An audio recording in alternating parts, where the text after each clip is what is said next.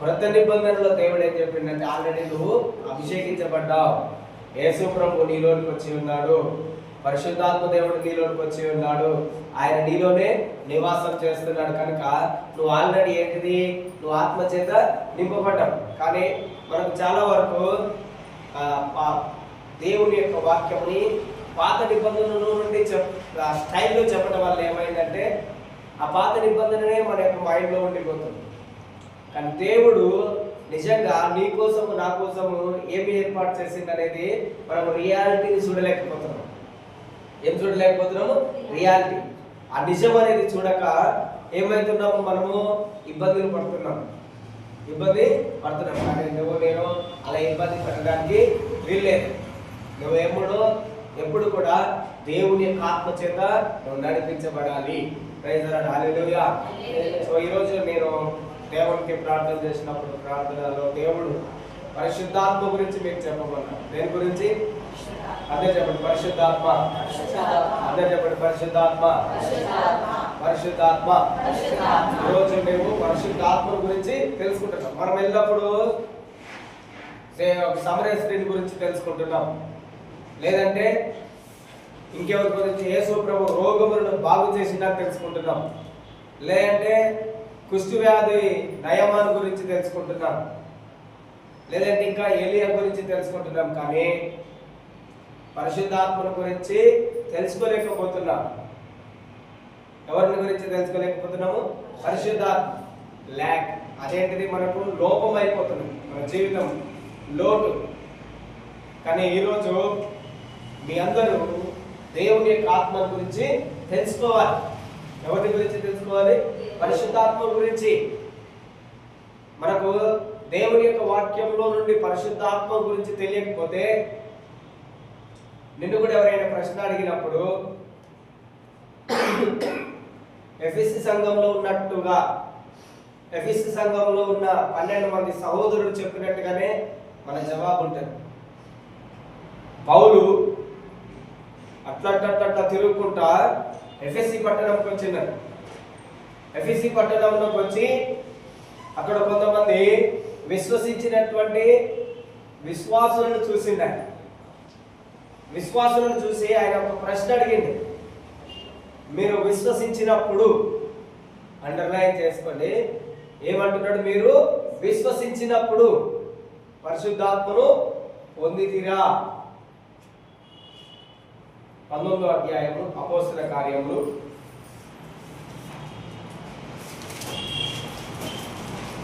Very very important. 19వ అధ్యాయము 1వ వచనం నుంచి 5వ వచనం వరకు మనం చదువుదాం. అపోలో కొరింథులో ఉన్నప్పుడు జరిగినదేమనగా, పౌలు పై ప్రదేశములలో సంచరించి ఎఫెసులకు వచ్చి కొందరు శిష్యులను చూచి, మీరు విశ్వసించినప్పుడు పరిశుద్ధాత్మను పొందితిరా అని వారిని అడగగా, వారు పరిశుద్ధాత్ముడు ఉన్నాడన్న సంగతియే మేము వినలేదని చెప్పి, అప్పుడు అతడు అలాగైతే మీరు దేనిని బట్టి బాప్తిస్మము పొందితిరి అడగగా, వారు యోహాను బాప్తిస్మమును బట్టియే అని చెప్పేది. అందుకు పౌలు యోహాను తన వెనుక వచ్చిన వాని యందు అనగా యేసునందు విశ్వాసం ఉంచవలనని ప్రజలతో చెప్పుచు వారు మనసు విషయమైన బాప్తిస్మం ఇచ్చినని చెప్పెను. వారు ఆ మాటలు విని ప్రభువైన యేసు నామమున బాప్తిస్మం పొందిరి. తరువాత పౌలు వారి మీద చేతులుంచగా పరిశుద్ధాత్మ వారి మీదకి వచ్చెను. అప్పుడు వారు భాషలతో మాట్లాడుటకును ప్రవచించుటకును మొదలుపెట్టిరి. చూడండి, ప్రైజ్ ది లార్డ్. ఇక్కడ ఎఫెసీ పట్టణంలోకి ఎవరు వచ్చారు? పౌలు. ఏ పట్టణంలోకి వచ్చిండు? అందరు చెప్పండి, ఏ పట్టణంలోకి పౌలు వచ్చాడు?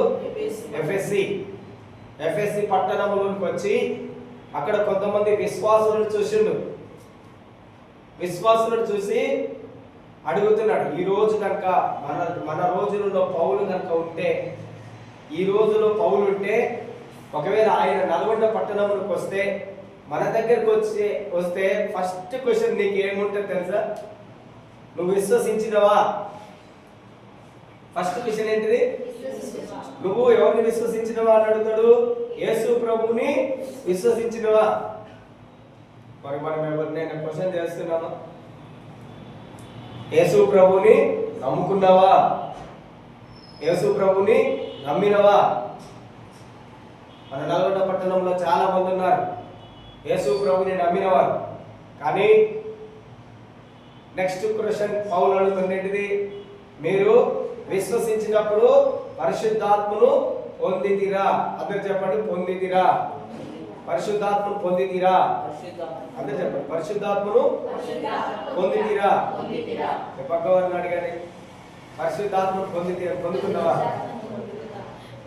అడగండి క్వశ్చన్, జవాబు ఏం చెప్తారు? పొందేదారు. హల్లెలూయా. అందరు చెప్పండి, హల్లెలూయా. పరిశుద్ధాత్మను పొందుకున్నారని అడిగితే వాళ్ళు చెప్తున్న ప్రశ్న ఏంటిది? పరిశుద్ధాత్ముడు ఉన్నాడన్న సంగతే. ఈ రోజులలో చాలా మంది ఇదే విధంగా సంఘములలో వాళ్ళని కూడా ప్రశ్న అడిగితే, మాకు పరిశుద్ధాత్మను గురించి మాకు పాస్టర్ చెప్పలేదు.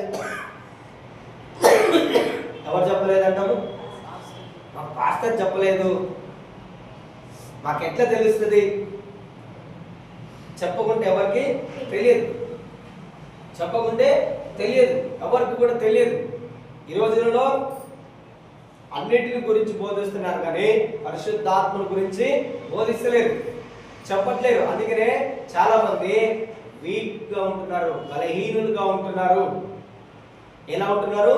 బలహీనులుగా ఉంటున్నారు. ఒక్క జీవితమును మాత్రమే వారు కలిగి ఉంటున్నారు, ఒకే ఒకటి.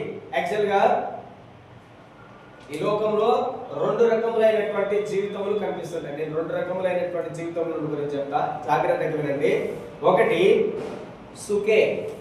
ఏంటిది? అందరు చెప్పండి, సుఖే. సుఖే అంటే ఇది గ్రీక్ పదం. సుఖే అంటే అర్థం ఏంటిదంటే శరీరానుసారమైనటువంటి జీవితమును జీవించడం. ఎలాంటి జీవితం ఇది? శరీర సంబంధమైనటువంటి శరీర కోరికలను, శరీరానికి మన యొక్క మనస్సుకి సంబంధించినటువంటి జీవితమును జీవించడానికి ఏదైతే నీకు హ్యాపీగా ఉంటుందో, ఈ శరీరంలో జీవించుచున్నంత కాలము ఏదైతే నీకు సంతోషం ఇస్తుందో ఆ జీవితమును జీవించడానికి మాత్రమే ఇష్టపడుతున్నారు చాలా మంది. కానీ వారికి పోరాటం అన్నా, ఏంటిది పోరాటం అన్నా, జయించటం అన్నా, ప్రార్థన చేయటం అన్నా, ఇంకా ఉపవాసం ఉండడం అన్నా, దేవుడితో సమయం గడపడం అన్నా, దేవుని యొక్క వాక్యం చదవడం అన్నా, లేదంటే దేవుని యొక్క శక్తిని కలిగి ఉండడం అన్నా వాళ్ళకి ఇష్టం ఉండదు. ఏముండదు? ఇష్టం ఉండదు. వాళ్ళకి ఏ లైఫ్ కావాలి? మెల్లగా గడిచేటటువంటి, మనం చర్చికి వెళ్ళినామా, పాస్టర్ వాక్యం చెప్పిండా, ఆమేనన్నామా, లేదంటే కమ్యూనియన్ సర్వీస్లో పాల్గొన్నామా, అందరికి ప్రైజ్ లార్డ్ చెప్పినామా, వెళ్ళిపోయినామా. సుఖే. ఏ జీవితం ఇది? సుఖే. ఏంటిది? చర్చికి వస్తే కొంచెం పీస్ ఉంటుందని ఇంటికాడ ఉంటే ఊయిగా ఏంటిది ఏమొస్తాయి, లొల్లి గొడవలు అవుతుంటాయి, లేదంటే అదొకటి ఇదొకటి అరుస్తుంటారు. ఆ యొక్క దాన్ని భరించడం కంటే దేవుని యొక్క మందిరంలో 2 గంటలైనా వాళ్ళు ఏదైనా చెప్పని ఇక్కడ నేను హాయిగా నిద్రపోతామని వస్తుంది. కొంతమంది చూడండి, ఎప్పుడు పడుకోరు, వాక్యం చెప్తుంటారని ఏం చేస్తారు, ఫుల్ నిద్ర వస్తుంటారు. కారణం ఏంటిది? ఇంటికాడ నిద్రపోనియరు అన్నమాట. సరిగ్గా నిద్ర ఉండదు. చర్చిలో నేను ఎవరు డిస్టర్బ్ చేయరు. వాళ్ళకి అసలు కేర్ కూడా ఉండదు. నీ పక్కన వాళ్ళు దేవుని మందిరంలోకి ఎందుకు వచ్చారు? దేవుని యొక్క వాక్యం వినడానికి వచ్చారు. దేవుని మందిరంలోకి ఎందుకు వచ్చినావు? దేవుణ్ణి దర్శించడానికి వచ్చినావు. అలాంటిది దేవుని మందిరంలోకి వచ్చి నిద్రపోతున్నావు. దేనికి వచ్చినావు? సో నీ పక్కన వారు కూడా నిన్ను చూసి నీకేం చెప్పరు? పడుకొని సుఖవంతమైన జీవితమును గడుపుతున్నాడు. గడపనియండి. కొంతమంది అనుకుంటారంటే పాపం పరలోకానికి వెళ్తుండేమో, పడుకొని ఏంటిది దర్శనం చూస్తుండేమో, అందుకనే డిస్టర్బ్ చేయొద్దని అంటారు. సుఖే జీవితము చాలా డేంజర్ జీవితము. ఎప్పుడు ఏం కోరుకుంటది? శరీరం యొక్క కోరికలని, శరీరం యొక్క ఆశయాలను తీర్చుకోవడానికే ప్రయత్నిస్తుంటది. కానీ పరిశుద్ధాత్మ శక్తిని కలిగి ఉండాలన్నా, దేవుని యొక్క శక్తిని కలిగి ఉండాలన్నా అది వాళ్ళకి ఇష్టం ఉండదు. భాషలతో ప్రార్థన చేయడం అన్నా వాళ్ళకి ఇష్టం ఉండదు. ప్రార్థన మనసుతో ప్రార్థన చేస్తే అది చాలు. మనసుతోటి ప్రార్థన చేస్తే ఏంటిది? అది చాలు, హ్యాపీ, చాలు. ఇంకా నేను ఒక గంట సేపు నేను బైబిల్ చదివాను. ఒక గంట సేపు ఏంటిది?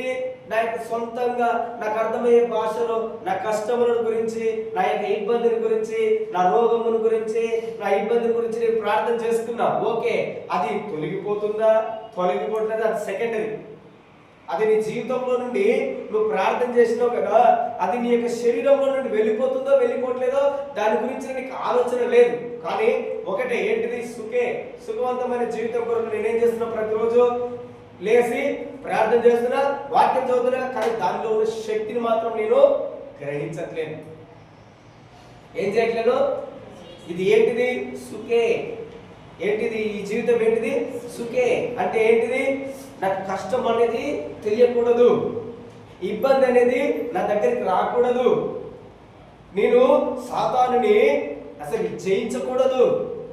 సాతాను జీవితంలో ఏం చేసినా ఓకే, సైతాను నువ్వు ఒక దిక్కుండు, నేను ఒక దిక్కుంటా, మన ఇద్దరం కలిసి హ్యాపీగా జీవితం, క్రైస్తవ జీవితంని. డేంజరస్ లైఫ్ ఇది. ఎలాంటి లైఫ్ ఇది? అపాయకరమైనటువంటి జీవితం ఇది. సుఖే లైఫ్ అనేది. ఎల్లప్పుడూ ఏం కోరుకుంటాం? నేను బాగుండాలి, నా పిల్లలు బాగుండాలి, నా యొక్క కుటుంబం బాగుండాలి. ఏంటిది? నువ్వు బాగుండాలని కోరుకోవడం అనేది ఏమన్నా తప్ప కాదు. కానీ నువ్వు బాగుండాలని కోరుకుంటున్నావు, కానీ నీ బాగు అనేది కనిపిస్తుందా నీ లైఫ్లో?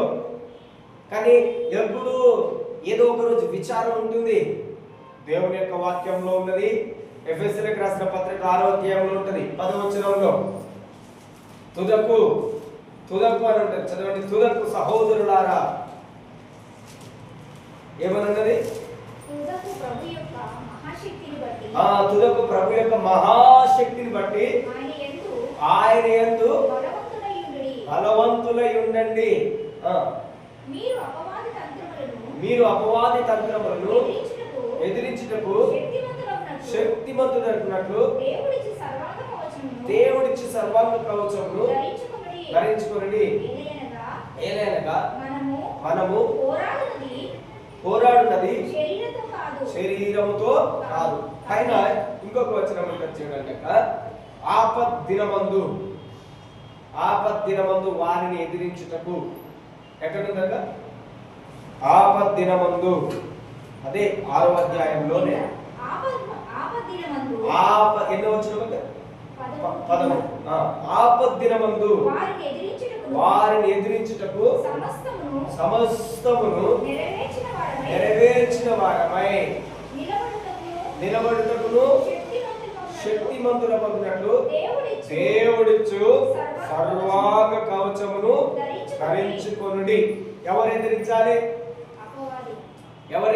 అపవాదిని ఎదిరించుటకు అంటున్నాడు. ఎవరు ఎదిరించాలి? ఇక్కడ ఎవరు ఎదిరిస్తారని చెప్తున్నాడు? నువ్వే ఎదిరించాలి, మనమే ఎదిరించాలి. ఎవరిని ఎదిరించాలి? అపవాదిని. చెప్పండి, ఎవరిని ఎదిరించాలి నువ్వు? అందరు చెప్పండి, ఏం ఎదిరించాలి నువ్వు? కానీ నేను అపవాదిని ఎదిరించను, నాకు సుఖే లైఫ్ కావాలి. ఏ లైఫ్ కావాలి? నేను ఎవరిని ఎదిరించా? అందరు చెప్పండి, ఎవరిని ఎదిరించావు? ఎదిరిస్తే ఏమవుతుంది? చెప్పండి, ఎదిరిస్తే ఏమవుతుంది? నువ్వు అపవాదిని ఎదిరించినావు అనుకో ఏమవుతుంది? మీకు తెలిసిన ఆన్సర్ చెప్పండి. ఏమవుతుంది? బలహీనమవుతాము అక్క, బలహీనమవుతుంది అంటుంది. ఇంకా చెప్పండి, అపవాదిని నువ్వు ఎందుకు ఎదిరించకూడదు అనుకుంటున్నావు? నీకు ఒక శత్రువు వచ్చింది ఎదురుగా, నీ శత్రువుని ఎదిరించకుండా నువ్వేం చేయాలనుకుంటున్నావు? తీసుకెళ్తున్నావు, నాతో పాటు రా, లేదంటే నువ్వు కాంప్రమైజ్ అవుతున్నావు. ఏమైతున్నావు? ఆయనతోటి రాజీ పడుతున్నావు. మనం ఇద్దరము ఏంటిది గొడవ పడకుండా నీ పని నువ్వు చూసుకో, నా పని నీ. సైతాన్ ఎప్పుడైనా తన పని తను చూసుకుంటుందా? నువ్వు చెప్పినట్టు ఏంటిదా? అది వింటే అది సైతాన్ ఎందుకైతే సైతాన్ అవుతుందా? కాదు, దాని స్వభావమే డిఫరెంట్. దాని స్వభావం ఏంటిది? డిఫరెంట్. కానీ దేవుడు ఏమంటున్నాడే, నీకు అందరికి ఆపద్దినం ఉన్నది. సుఖే జీవితం ఎవరైతే జీవిస్తున్నారో నేను ప్రార్థన చేస్తాను, దేవుని యొక్క వాక్యం వింటాను, కానీ అపవాదితో నేను మాత్రము పోరాడను. నేను హ్యాపీగా నార్మల్ క్రిస్టియన్ లైఫ్ నేను జీవిస్తానని జీవిస్తే దేవుడు అంటున్నాడు నీ జీవితంలో నీకు ఆపద్దినం ఉన్నది. ఎవరు చెప్తున్నాడు ఈ మాట? దేవుడు. ఎవరు చెప్తున్నారు? మళ్ళీ చదవండి. దేవుడు ఏమంటున్నాడు? 13వ వచనం చదవండి. అందుచేత మీరు ఆపద్దినమందు, అండర్లైన్, ఆపద్దినమందు ఉన్నదా లేదా? ఏముంది నీ జీవితంలో? ఏ దినం ఉన్నది? ఏ దినము నీ జీవితంలో ఉన్నది? ఆపద. ఎలా వస్తుంది నీకు తెలుసా? ఏ రోజు నీకు ఆపద వస్తుందో నీకు తెలుసా? ఎవరైనా ఆపద వచ్చిన వాళ్ళు తెలిసింది నాకు తెలుస్తుంది ముందే అన్న వాళ్ళు ఎవరికైనా తెలుసా? ఎవరికి తెలియదు. కానీ దేవుడు నీకు చెప్తున్నాడు ముందుగానే. దేవుడు ఏం చేస్తున్నాడు? ముందుగానే నీకు చెప్తున్నాడు. ఏమంటున్నాడు? ఎందుకు చెప్తున్నాడు? ఆయనకు తెలుసు కనుక, ఆయనకు నీ గురించి తెలుసు కనుక ఆయన ఏం చేస్తున్నాడు? నీ జీవితంలో ఆపద ఉన్నది, నీ జీవితంలో కష్టం ఉన్నది, నీ జీవితంలో శ్రమ ఉన్నది. ఆ శ్రమను నువ్వేం చేయాలి? దేవుడు నీకు శ్రమలు కష్టములు ఉంటే మనం ఏం చేస్తాము? ప్రార్థన చేస్తాం. కానీ ఆ శ్రమలలో అలాగే జీవిస్తూ ఉంటా. శ్రమ వెళ్ళిపోతుందా? అంటే ఇది లేదు. మరి ఏ జీవితం ఇది? అదే చెప్పండి. సుఖే. గట్టి చెప్పండి. సుఖే. ఏంటిది? ఒకేసారి చెప్పండి. ఏంటిది ఇది? సుఖే. ఏంటిది సుఖే అంటే? శరీరం, మనస్సు. మన యొక్క మనస్సు ఎలా చెప్తే అలా నడుచుకోవటం. నీ మనసు ఏం చెప్తుంది? సైతాన్ వస్తుంది, దానితో మాత్రం నువ్వు అడుపు పోరాడొద్దు. ఎవరు చెప్తున్నారు నీకు ఇది? ఎవరు నేర్పిస్తున్నారు? నీ మనసు. ఇప్పుడు నీకు శత్రువు ఇక్కడ ఎవరు? ఎవరు శత్రువు నీకు? నీ మనసు ఏమైంది? నీకు శత్రువు అయింది. నీలో ఉన్న శత్రువు ఏం చెప్తుంది నీకు? నీకు శ్రమ వస్తుంది. శ్రమ వచ్చినప్పుడు నువ్వు కనీసం ఉపవాసం కూడా ఉండకూడదు, వాక్యం కూడా నువ్వు చదవకూడదు. నువ్వేం చేయాలి? ఒక నిమిషం ప్రార్థన చేసుకో. నీ శ్రమ గురించి ఇక వాళ్ళకి చెప్పు, వీళ్ళకి చెప్పు, అటుపో ఇటుపో, అన్ని దిక్కులకు నీకు ఎటు సమాధానం దొరుకుతుందో రౌండ్ రౌండ్ రౌండ్ రౌండ్ నీ సమయం అంతా వేస్ట్ చేసుకో. దేవుడు ఏమంటున్నాడు? ఆపద్దినం ఉన్నది. ఏ దినం ఉన్నది నీకు చెప్పండి? అందరూ చెప్పండి. ఏ దినం ఉన్నది? ఆపద్దినం ఉంది. నువ్వేం చేయమంటున్నాడు దేవుడు? దేవుడు ఏం చేయమని చదవండి. ఆపద్దినమందు, ఆపద్దినమందు మీరు వారిని ఎదిరించుటకును సమస్తమును నెరవేర్చబడిన వారై నిలబడునట్లు శక్తిమంతులగునట్లు దేవుడిచ్చు సర్వాంగ కవచమును ధరించుకొనడి. చూడండి, ఇక్కడ దేవుడు ఏమంటున్నాడు? దేవుని యొక్క వాక్యం ఎదిరించు. ఏమంటున్నాడు? ఎవరిని ఎదిరించాలి? నీకు విరోధంగా ఏదైతే నిలబడుతున్నదో, నీ జీవితం పైన నీకు విరోధంగా ఏదైతే నీ పైన దాడి చేస్తున్నదో దాని అంతటికి దేవుడు ఏమంటున్నాడు? ఎదిరించు. ఇంకేమంటున్నాడు దేవుడు? సమస్తమును నెరవేర్చిన వారై. అన్నిటిని ఏం చేయండి, నీకు విరోధంగా ఏదైతే వస్తున్నదో వాటన్నిటిని నువ్వు ఏం చేయాలి, నెరవేర్చాలి. ఏదైతే నిన్ను ఇబ్బంది పెడుతుందో, ఏదైతే నిన్ను గాయపరుస్తుందో, ఏదైతే నిన్ను నాశనం చేస్తున్న దాన్ని మనం అట్నే చూసుకుంటూ కూర్చోవద్దు అంటున్నాడు దేవుడు. నువ్వు ఎక్కడున్నావు అట్నే కూర్చో, అలా కూర్చుంటే నీ సమస్య పోతుందని దేవుడు చెప్పట్లేడు. లేదంటే దేవుడు ఏమంటున్నాడు, నాకు ప్రార్థన చేయి నేను నీ సమస్యను చూసుకుంటానని చెప్పట్లేడు. దేవుడు నీకు ఏం చేస్తున్నాడు, నీవు ఫైట్ చేయంటున్నాడు. ఏం చేయమంటున్నాడు, నిన్ను యుద్ధం చేయి. పాత నిబంధనలు అయితే దేవుడు ఏమన్నాడు తెలుసా, యుద్ధము నాది, యుద్ధము నేనే చేస్తానన్నాడు. కానీ క్రొత్త నిబంధనలో దేవుడు చేంజ్ చేసేసిండు, నిన్నేం చేసిండు దేవుడు, చేంజ్. దేవుడు చెప్పండి, దేవుడు నన్ను మార్చిండు. ఎవరు మార్చింది నిన్ను? ఎవరు నిన్ను మార్చింది? ఏ మనిషి నిన్ను ఎప్పుడు కూడా మార్చడు. ఒకటే గుర్తుపెట్టుకుని, ఏ మనిషి కూడా నిన్ను ఎన్నడూ కూడా మార్చడు. ఒకే ఒక వ్యక్తి నీ జీవితంలో మార్చేది, అది యేసు ప్రభు మాత్రమే. నువ్వు యేసు ప్రభువుకి నీ యొక్క హృదయంలో చోటు ఇచ్చినప్పుడే, లేదంటే ఆయన మాటకి నువ్వు విలువ ఇచ్చినప్పుడే, ఆయన మాట ప్రకారం నువ్వు నడిచినప్పుడే నీ జీవితం మారదు. కానీ ఒక వ్యక్తిని బట్టి నీ జీవితం ఎప్పుడు కూడా మారదు. ఎందుకంటే వ్యక్తి అనేవాడు ఎప్పుడైనా తప్పు చేస్తాడు, దేవుడు ఎప్పుడు కూడా తప్పు చేయడు.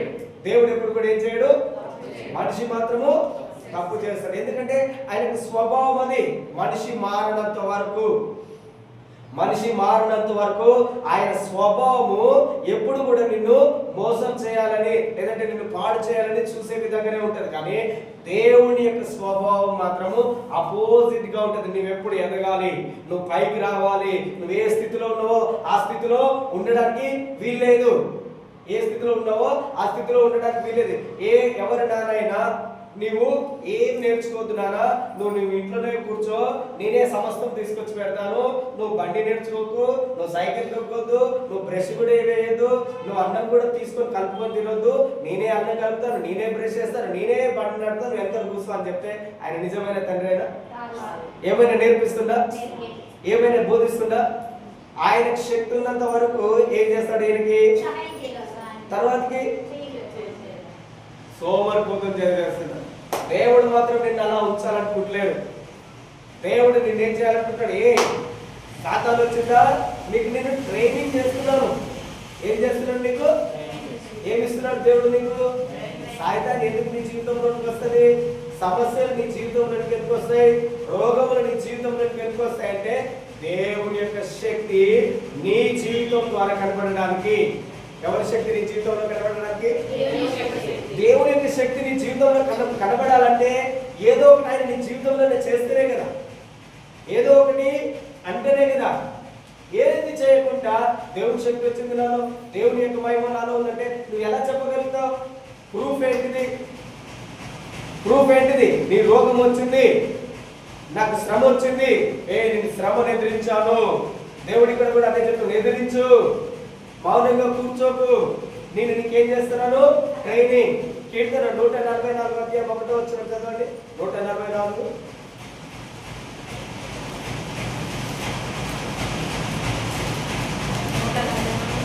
ఒకటి.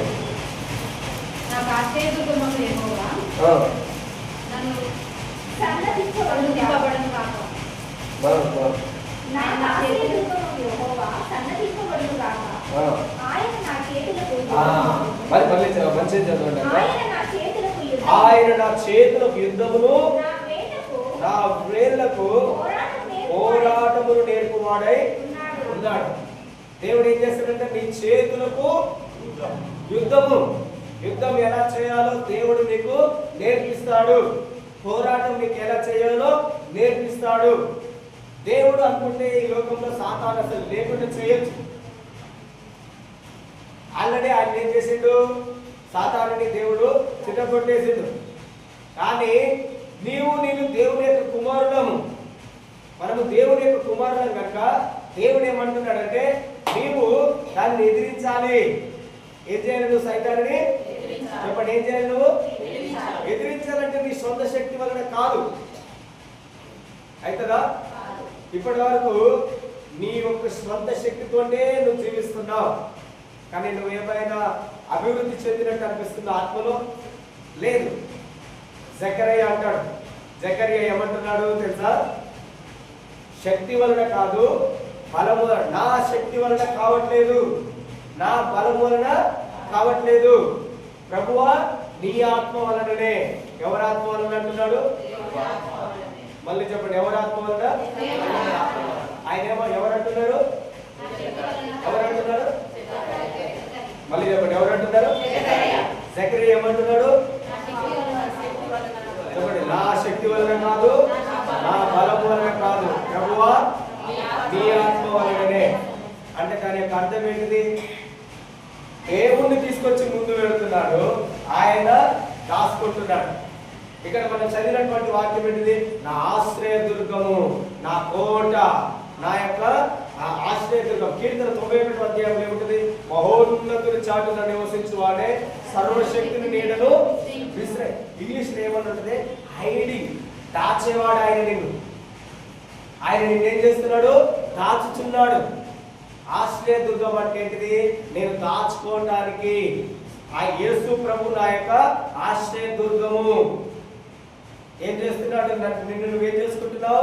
యేసులో నిన్ను నువ్వు దాచుకొని యేసు ప్రభువుని ముందుకు తీసుకొస్తున్నావు. ఎవరిని ముందుకు తీసుకురావాలి నువ్వు నీ జీవితంలో? అందుకనే పౌలు ఏమంటాడంటే, నేను కాదు జీవించేది, ఎవరు నాలో జీవిస్తున్నారు? యేసే నాలో జీవిస్తున్నాడు.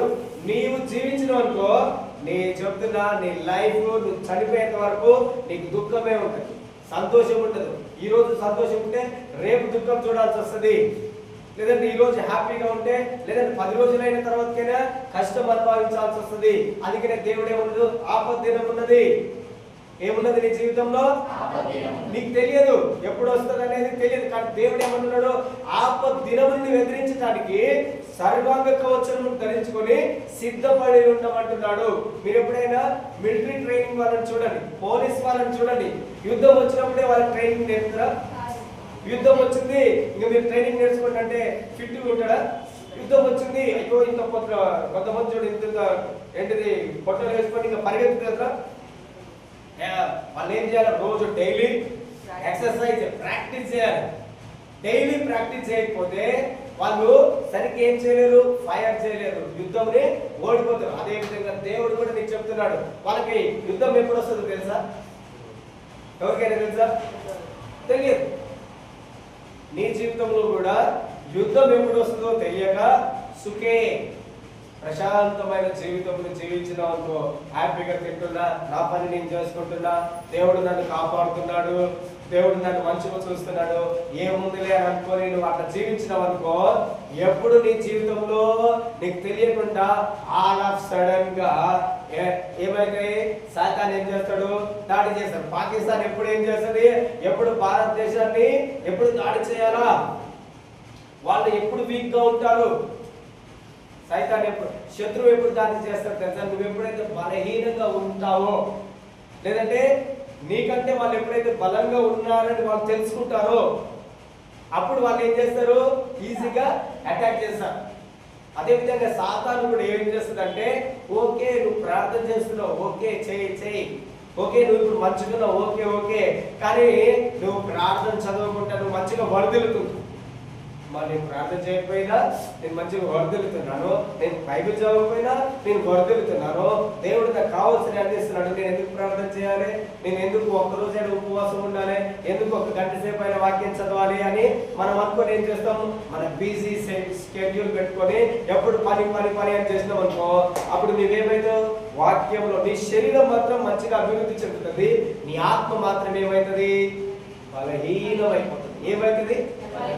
నీ ఆత్మ ఎప్పుడైతే బలహీనమైతుందో అప్పుడు సాతాన్ ఏం చేస్తుందంట? ఇమ్మీడియట్ గా దిస్ ఈజ్ ద టైం, ఈ సమయం వచ్చింది, ఇన్ని రోజులు చర్చికి రాలేదు, మంచిగానే ఉన్నాడు, హ్యాపీగా ఉన్నాడు, వాక్యం వినలేదు, ప్రార్థన చేయట్లేదు, ఈ సమయంలో వెంటనే ఏం చేస్తుంది? సాతాన్ నీ పైన దాడి చేయడానికి. ఆ సమయంలో నువ్వేమైతే తెలుసా?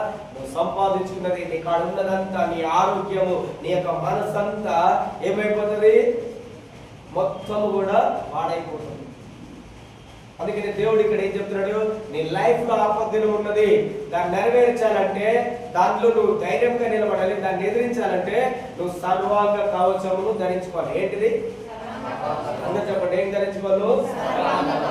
ఏమి నువ్వు ధరించుకొని ఉండాలి? సర్వాంగ కవచం. పోలీసు వాళ్ళని, మిలిటరీ వాళ్ళని చూడండి, వాళ్ళ దగ్గర సర్వాంగ కవచం ఉంటది.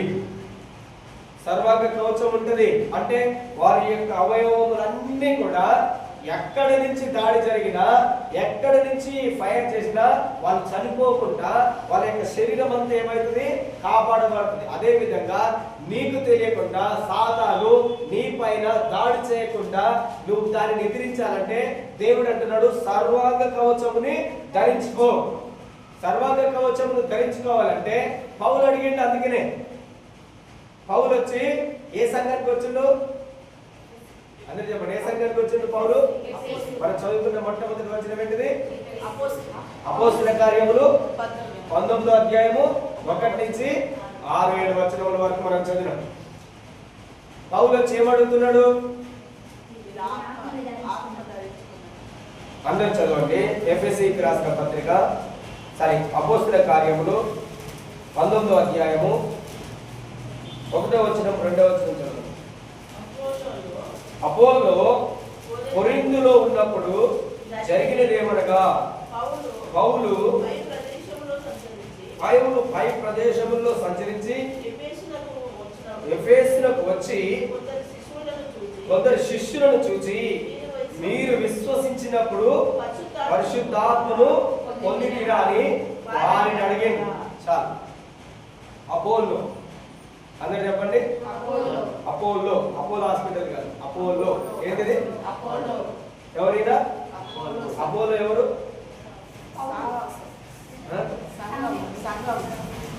మీరు బైబిల్ సరిగ్గా చదవట్లేదు. మీరు బైబిల్ ఏం చేస్తారు, సరిగ్గా చదవట్లేదు. అపోలో ఎవరంటే విద్వాంసుడు, లేఖనములలో విద్వాంసుడు, ప్రవీణుడు, వాక్యం బాగా తెలిసినటువంటి వ్యక్తి. ఎవరు అపోలో? చెప్పండి, అపోలో ఎవరు? మంచిగా చెప్పండి, అపోలో ఎవరు?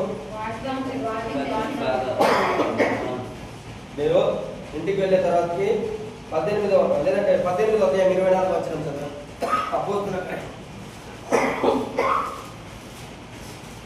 అపోస్తలుల కార్యములు 18:24. అపోలో అను ఒక యూదుడు ఎఫెసునకు వచ్చెను. అతడు విద్వాంసుడును లేఖనములందు ప్రవీణుడైనడు. మరి ఎప్పుడు మర్చిపోవద్దు. చాలా మీరు ఎప్పుడు కూడా మర్చిపోవద్దు. అపోలో ఎవరు? విద్వాంసుడు. ఏ విషయములలో? వాక్యము విషయములు. అతడు ఏంటిది? నీవు కూడా వాక్యం చదివే విషయంలో, వాక్యం తెలిసే విషయంలో విద్వాంసుడుగా, పండితుడిగా ఉండాలి. తెలుగు పండితుడు అంటారు, హిందీ పండితుడు, ఇంగ్లీష్ పండితుడు అంటే ఏంటిది? ఇంగ్లీష్ బాగా వచ్చు, ఆయన తెలుగు బాగా వచ్చు. లేదంటే ఒక స్పెషల్ లెక్చరర్ అంటారు, గెస్ట్ లెక్చరర్, స్పెషల్గా చెప్తారు ఒక ఆయనని. ఆయన ఏంటిది? ఇప్పుడు కార్డియాలజిస్ట్ స్పెషలిస్ట్ అంటారు. స్పెషలిస్ట్ దేనికి? గుండెకి. ఏంటిది? ఆయన ప్రత్యేక వైద్య నిపుణులు.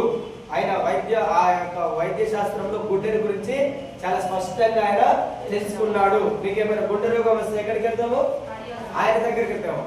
మనకేమైనా శ్వాసలో ఇబ్బంది వస్తే వాళ్ళ దగ్గరికి వెళ్తాము, పల్మనాలజిస్ట్ దగ్గరికి వెళ్తాం. ఊపిరితిత్తుల గురించి తెలుసుకున్నటువంటి వ్యక్తి దగ్గరికి వెళ్తాం. అదే విధంగా ఈ అపోలో ఎవరంటే వాక్యముని బాగా తెలిసినటువంటి వ్యక్తి. ఈ రోజు నుంచి నువ్వు కూడా ఏ విధంగా ఉండాలంటే వాక్యముని నేను బాగా తెలిసిన వ్యక్తిని అయి ఉండాలి. హల్లెలూయా. నువ్వు ఒక డెసిషన్ తీసుకో, వాక్యం విషయంలో నేను బాగా తెలిసిన వాడని ఉండాలి. వాక్యం నీకు తెలియకుండా నీకు ఆపద్దినం ఉంటుందని చెప్పిన. ఆపద్దినములు నువ్వు యుద్ధం చేయలేవు. ఏం చేయలేవు? నీ వెపన్ ఏంటిదో తెలియకుండా యుద్ధం చేస్తావా? చేయం. నీ వెపన్ ఏంటిదంటే దేవుడి యొక్క వాక్యము. వాక్యం అనే ఆత్మీయ ఖడ్గం. చెప్పండి, వాక్యం అనే. వాక్యం అంటే ఏంటిది? వాక్యం అంటే ఏంటిది? వచనాలు చెప్తారు. ఇప్పుడు దీనికి చెప్పండి. వాక్యం అంటే ఆత్మీయ ఖడ్గము. వాక్యం అంటే ఏంటిది? స్పిరిచువల్. ఆత్మీయ అంటే స్పిరిట్, స్పిరిచువల్ వెపన్, ఆత్మీయ ఖడ్గము. సాతానుని ఎదిరించాలంటే నీ దగ్గర స్పిరిచువల్ వెపన్ ఉండాలి. ఏ వెపన్ ఉండాలి? ఆత్మీయ ఖడ్గం ఉండాలి. నువ్వు ఒక వ్యక్తిని ఎదిరించాలంటే నీ దగ్గర ఏముండాలి? బలం ఉండాలి. ఏ బలం ఉండాలి? శరీరానుసారమైన బలం. ఇప్పుడు జాన్ మామ నేను అతను గొడవ వచ్చింది అనుకో, నేను అతను కొట్టాలంటే నా దగ్గర ఏముండాలి? నేను ఆయన కంటే బలహీనం ఉంటే ఎవరు నన్ను కొడతారు? అది నన్ను కొడతారు. అదే ఇదేంటిది? శరీర సంబంధమైనటువంటి. ఇదేంటిది? అందరు చెప్పండి, ఇదేంటిది? కానీ దేవుని యొక్క వాక్యంలో ఏముందంటే మీరు పోరాడేది శరీరులతో కాదు. చదవండి 16వ అధ్యాయం, మనం చదివినటువంటి ఎఫెసీయులకు రాసిన పత్రిక 6వ అధ్యాయము 12వ వచనం చదవండి. ఏలయనగా మనము పోరాడునది శరీరులతో కాదు. అండర్లైన్ చేసుకోండి. ఓకే, నా వైపు చూడండి. ఇంటికి వెళ్ళాక మీరు దాన్ని చదవండి. ఎఫెసీయులకు రాసిన పత్రిక 6వ అధ్యాయము 12వ వచనం నుంచి 24వ వచనం వరకు మీరు చదవండి. బై హార్ట్ చేయండి. ఏం చేయాలి? బై హార్ట్ అంటే మీ నోటికి రావాలి ఆ మాట. మీ నోటికి వచ్చేంత వరకు దాన్ని నేర్చుకోండి, మర్చిపోవద్దు. దేవుని యొక్క వాక్యంలో ఏమంటుంది? మనము పోరాడేది, అందరూ చెప్పండి, నేను పోరాడేది శరీరంతో కాదు, రక్తంతో కాదు, మాంసంతో కాదు. నేను పోరాడేది శరీరంతో కాదు. ఎప్పుడైనా జ్ఞాపకం పెట్టుకో, నీ పోరాటం అంటే శరీరంతో కాదు. నీ పోరాటం ఏంటితోటి అని అన్నాడు?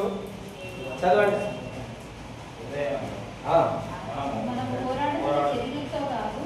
మంచి చదవండి. ఏలయనగా మనము పోరాడినది శరీరంతో కాదు కానీ ప్రధానులతోనూ అధికారులతోనూ ప్రస్తుత అంధకార సంబంధులకు లోకనాథులతోనూ ఆకాశ మండలమందున్న పురాత్మల సమూహములతోనూ పోరాడుచున్నాం. చూడండి, ఇవన్నీ ఏంటో తెలుసా? ప్రధానులు, అధికారులు, ఆకాశ మండలముల ముందున్న చెప్పండి ఏమేమి ఉన్నాయి ఇక్కడ? ప్రధానులు, అధికారులు, అంధకార సంబంధమైనటువంటి లోకనాథులు, ఆకాశ మండలం అందున్న దురాత్మల సమూహము. నువ్వు ఆకాశ మండలంలో సంచరిస్తున్న దురాత్మలను చూస్తున్నావా? అంధకారంలో ఉన్నటువంటి లోక నాథులను చూస్తున్నావా? ప్రధానులను చూస్తున్నావా? అధికారులను చూస్తున్నావా? ఈ ప్రధానులు, అధికారులు ఏంటి అంటే దయ్యం యొక్క ర్యాంకింగ్స్. ఏంటి? దయ్యం యొక్క ర్యాంకింగ్. ప్రధానులు అంటే ఫస్ట్ సైతాన్ అన్నమాట. ప్రధాని, మన భారతదేశం ప్రధాని అంటే ఏమంటాం? ఫస్ట్. తర్వాతకి స్టేట్స్కి వచ్చేసరికి సీఎం, తర్వాతకి జిల్లాలకు వచ్చేసరికి ఎమ్మెల్యే, తర్వాత గ్రామంలోకి వచ్చేసరికి సర్పంచ్, అట్లా తర్వాతకి గ్రామంలో వార్డు మెంబర్స్ లెక్క. ప్రతి ఒక్కరికి ఏముంటుంది? అథారిటీ, ర్యాంకింగ్, వారి యొక్క ర్యాంకింగ్. ఇది కూడా దయ్యముల యొక్క ర్యాంకింగ్స్. నీ యొక్క కుటుంబాన్ని పరిపాలించడానికి దురాత్మ ఏం చేస్తుందంటే ఒక దయ్యమును ఏర్పాటు చేస్తుంది. లేదంటే ఒక వ్యక్తిని పాలించడానికి, ఒక వ్యక్తి యొక్క కదలికలను అబ్జర్వ్ చేయడానికి దురాత్మ ఏం చేస్తుందంటే ఒక దయ్యమును అతని కొరకు నియమిస్తుంది. లేదంటే ఒక గ్రామం యొక్క గ్రామ దేవతలు అన్నట్టు. ఇప్పుడు ఏంటంటారా? చివరిలో, గ్రామ చివరిలో ఉంటాడు గ్రామ దేవత అన్నట్టు. సో ఒక గ్రామాన్ని పరిపాలించడానికి ఒక దురాత్మ అనేది దయ్యం ఏం చేస్తుంది? అక్కడ ఉంచుతున్నది. ఆ తర్వాత ఒక పట్టణముని, ఈ పట్టణం నల్గొండ పట్టణం అంతటి పైన ఒక పెద్ద దయ్యం ఉంటుంది. అదేవిధంగా నల్గొండ జిల్లా పైన ఒక పెద్ద దురాత్మ ఉంటుంది. కారణం ఏంటిదంటే ఈ ప్రజలందరినీ బాధలలో ఉంచడానికి. సో ఏమున్నది? ప్రధాని నుంచి అన్నింటి సూచనలు వెళ్తుంటాయి. ఎవరు మనకు విరోధంగా తయారవుతున్నారు చూడండి. ప్రధాని ఏం చెప్తాడు, సాతాను ఏం చెప్తుంది, ఏ వ్యక్తి ఏ పట్టణంలో ఏ గ్రామంలో ఏ ఇంట్లో మనకు విరోధంగా తయారవుతున్నాడు అంటే దాని యొక్క అర్థం ఏంటిదంటే మన యొక్క రాజ్యముని పడద్రోస్తున్నాడు. చూడండి దేవుని యొక్క వాక్యం ఏమన్నాడు, దేవుడు ఏమన్నాడు, నేను దేవుని యొక్క రాజ్యమును కట్టడానికి వచ్చి ఉన్నాను. హల్లెలూయా. దేవుని యొక్క రాజ్యము, ఇక్కడ దేవుని యొక్క రాజ్యం కడుతున్నామంటే ఎవరి రాజ్యాన్ని పడదోస్తున్నట్టు, ఎవరి రాజ్యాన్ని, ఏ వ్యక్తి అయితే ప్రార్థన చేస్తున్నాడో ఏ వ్యక్తి అయితే వాక్యం చదువుతున్నాడో ఆ వ్యక్తిని చూడు, ఆ వ్యక్తిని ఏం చేయాలి, చూడాలి. చూసి ఆ వ్యక్తిలో ఉన్న మైనస్ ఏంటి, ఆల్రెడీ వ్యక్తికి ఒక దురాత్మ అనేది అసైన్ చేయబడ్డది కదా. ఒక నేను చెప్పినట్టుగా ప్రతి వ్యక్తికి ఒక దురాత్మ, ప్రతి ఇంటికి ఒక దురాత్మ ఉంటుంది. దేవుడు మనకు ఎన్ని దేవదూతలను ఇచ్చి ఉన్నాడు ఒక్కొక్క వ్యక్తికి, చెప్పండి ఎన్ని దేవదూతలు ఉన్నాయి?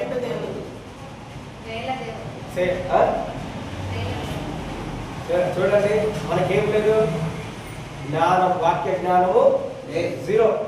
నువ్వు ఇప్పుడు ఎలా పోరాటం చేస్తావు? ఇప్పుడు నేను ఇల్లు కట్టాలనుకుంటున్నా, నా దగ్గర ఎన్ని డబ్బులు ఉన్నాయో చూసుకోకుండా నేను ఇల్లు కడతానా? అప్పుడు ఒకవేళ కడితే ఏమవుతుంది, మధ్యలోనే ఆగిపోతే అందరూ నన్ను చూసి ఏం చేస్తారు, నవ్వుకుంటారు, ఏం చేశారు అని.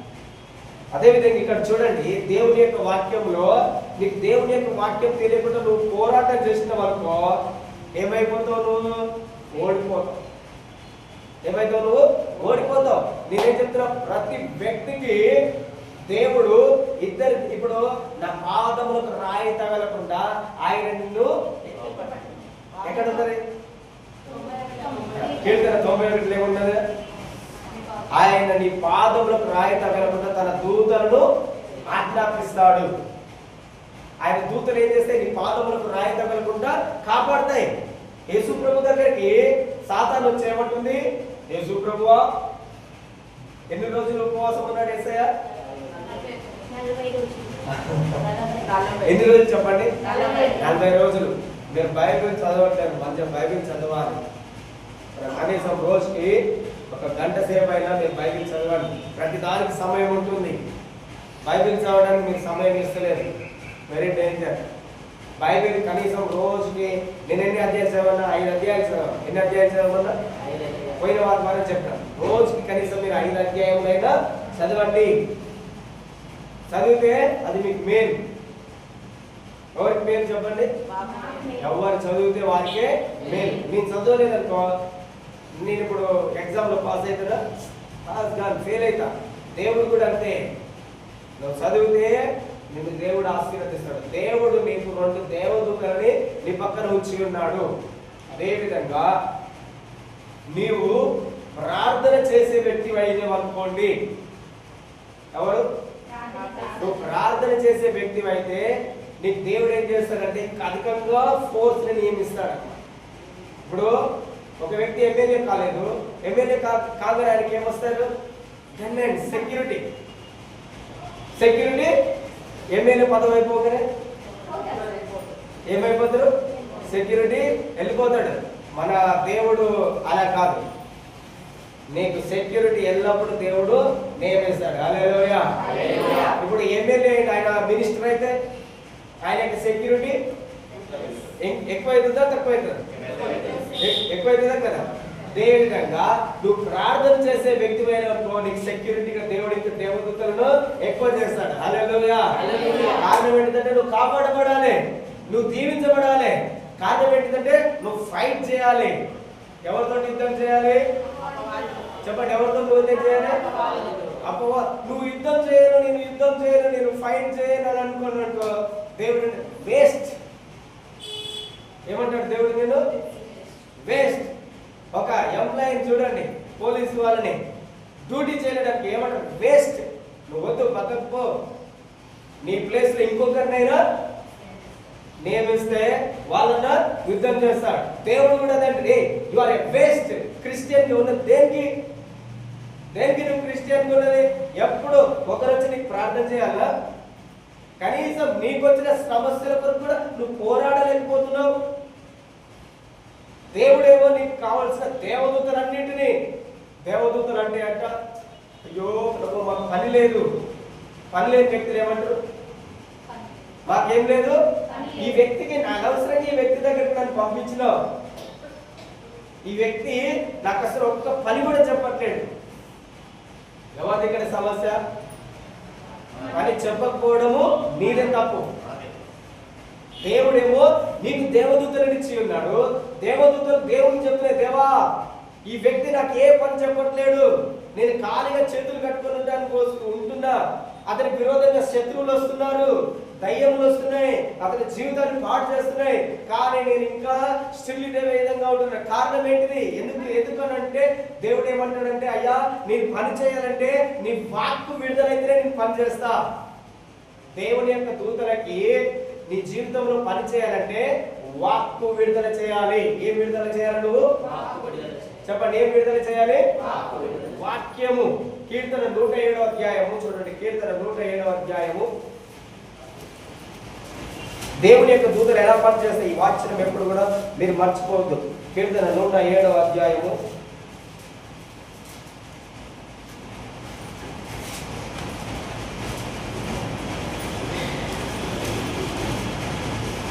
కీర్తన 103 అధ్యాయము 20వ వచనం. యెహోవా దూతలారా ఆయన ఆజ్ఞకు లోబడి ఆయన వాక్యము నెరవేర్చు. చూడండి, దేవదూతలు ఎలాంటి అంటే బలాశూరులు. శూరులు అంటే ఏంటి? ఎవరు? నా వైపు చూడండి. శూరులు అంటే యుద్ధం చేసేటటువంటి వ్యక్తులు, పరాక్రమశాలి, యుద్ధ వీరుడు. దేవుని యొక్క దూతలు ఏమంటారు? యెహోవా దూతలారా, యెహోవా దూతలన్నీ కూడా నీ మాటకు లోబడవు. నీ మాటకి చెప్పండి, దేవుని యొక్క దూతలు అంటే దేవుని దూతలు నా మాటకు లోబడవు. దేవుని దూతలు దేవుని మాటకు లోబడతాయి. ఇక్కడ అదే చెప్తున్నాడు, యెహోవా దూతలారా ఆయన ఆజ్ఞకు లోబడి. ఎవరి మాటకు లోబడతాయి అంటున్నారు? ఆయన అంటే ఇక్కడ ఎవరు? దేవుడు. దేవుడు ఏదైతే చెప్పిండో అది చేస్తుంది. దేవుడు ఏమని చెప్పిండు దేవదూత కంటే, ఏ దేవదూత ఇదిగో ఈ వ్యక్తికి నిన్ను పనివారిగా నియమించి ఉన్నాను. ఎవరిని నియమించిందంటే దేవుడు నీకు పనివారిగా. చెప్పండి అందరు చెప్పండి, నీ పని వాళ్ళు ఎవరు? ఇంట్లో మామూలుగా బయట కనిపించే పని వాళ్ళు కాదు. ఇదంతా ఆత్మీయ మండలం. నీ ఆత్మను కాపాడడానికి, నీకు విరోధం ఎవరు రాకుండా, నీ పైన ఎవరు దాడి చేయకుండా దేవుడు నీ ఆత్మను కాపాడడానికి దేవుడు నీకు పని వాళ్ళని నీకు హెబ్రీ పత్రిక 1:13 వచ్చిన తర్వాత చదవండి. 11, 12, 13 ఏమని ఉంటుందంటే పని వాళ్ళు అని ఉంటారు. ఎవరు నీ యొక్క పని వాళ్ళు? దేవదూతలు ఎవరు? నీకు పని వాళ్ళు. బలవంతులైనటువంటి వ్యక్తులు నీకు పని వాళ్ళుగా ఉన్నారు. దేవుని యొక్క వాక్యంలో ఆయన వాక్యము నెరవేర్చే బలశూరులారా, నీ మాట కాదు దేవుని యొక్క మాట నెరవేరుస్తాయి. దేవదూతలు నీ జీవితంలో పనిచేయాలంటే నీ సొంత మాట చెప్పొద్దు, దేవుని యొక్క మాట నీ నోటి నుండి రావాలి. హల్లెలూయా. ఎవరి మాట నీ నోటి నుండి రావాలి?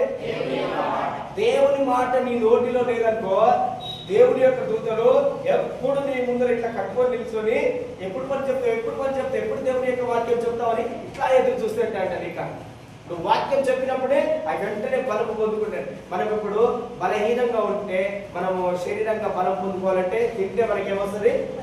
మరి తినకపోతే చెప్పండి, తినకపోతే బలం నీరసం వస్తుంది, బలహీనం అయిపోతాం. అదే విధంగా దేవదూత ఇక్కడ నీ పక్కన ఇచ్చిన దేవదూతకి ఫుడ్ ఏంటిది?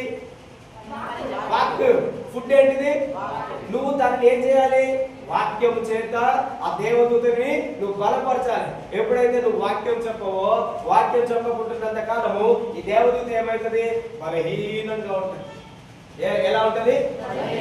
ఎవరి ప్రాబ్లం ఇక్కడ నీ లైఫ్ కి? నువ్వే. ఆపదినం ఉందని నీకు దేవుడు అంటున్నాడు. యాక్చువల్ గా ఈరోజు నేను ఇది చెప్పాలనుకోలేదు, నేను చెప్పింది ఏంటిది రాగానే పరిశుద్ధాత్మ గురించి అంటే ఇది నేను చెప్తున్నానంటే దాని యొక్క అర్థం ఏంటిదంటే డెఫినెట్లీ మనమందరము ఏదైతే మీరైనా ఆపద్దినముని ఫేస్ చేయబోతున్నారు. ఏ దినముని? నేను ప్రాఫెసీ చేస్తున్నా, నేను ప్రవచిస్తున్నా. It is very danger. నేను చెప్పిందంటే దాని యొక్క అర్థం ఏంటిది? నేను కేర్ఫుల్గా ప్రేయర్ చేయాలి, రెడీగా ఉండాలి, బలహీనంగా ఉండొద్దు.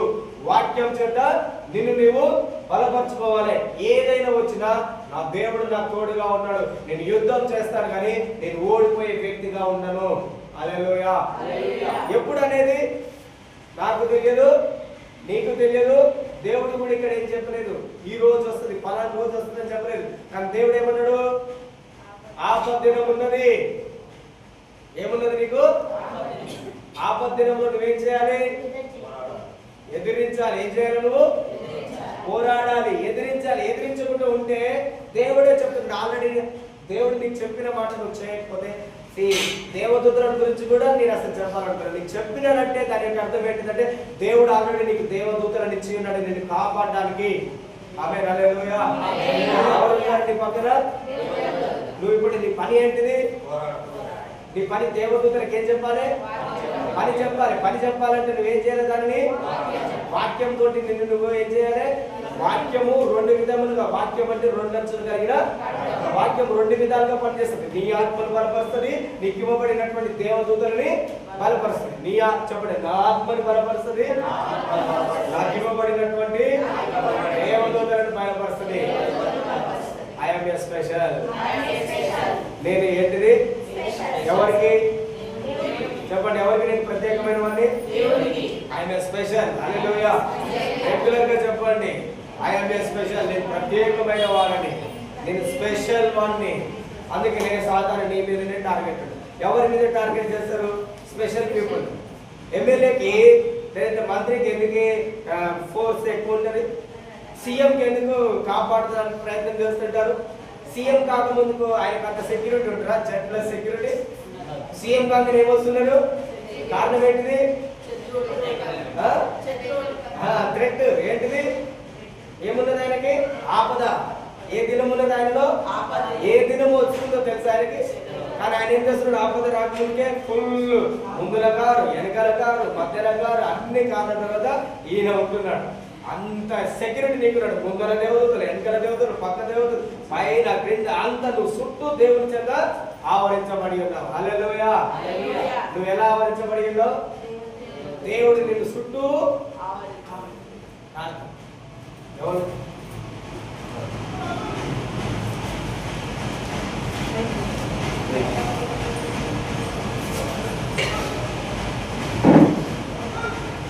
ఎవరు తీస్తున్నారు మామయ్య? కార్ తీస్తుందా? చదువుతాడా? ఓకే. ఏం చెప్తున్నా? దేవదూత. నేను చెప్పింది నాకు గుర్తుంది కానీ నేను ఇప్పుడు ఏం చెప్తున్నా నేను మర్చిపోయాను. దేవుడు నిన్నేం చేసిండు? దేవుడు నిన్నేం చేసిండు?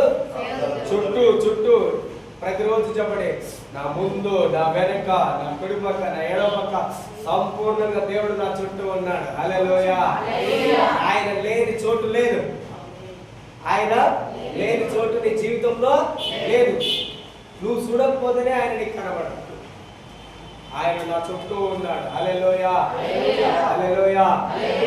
దేవునికి మహిమ కలుగుగాక. మీరు ఏం చేయాలి? దేవుని యొక్క దూతలకు నువ్వు వాక్యము ప్రకటించాలి. వాక్యము ప్రకటించాలి. ఏ వాక్యమును ప్రకటిస్తావు? ఏ వాక్యము? రక్షణ గురించి చెప్తావా? ఏ దేని గురించి చెప్తావు నువ్వు దేవదూతకి?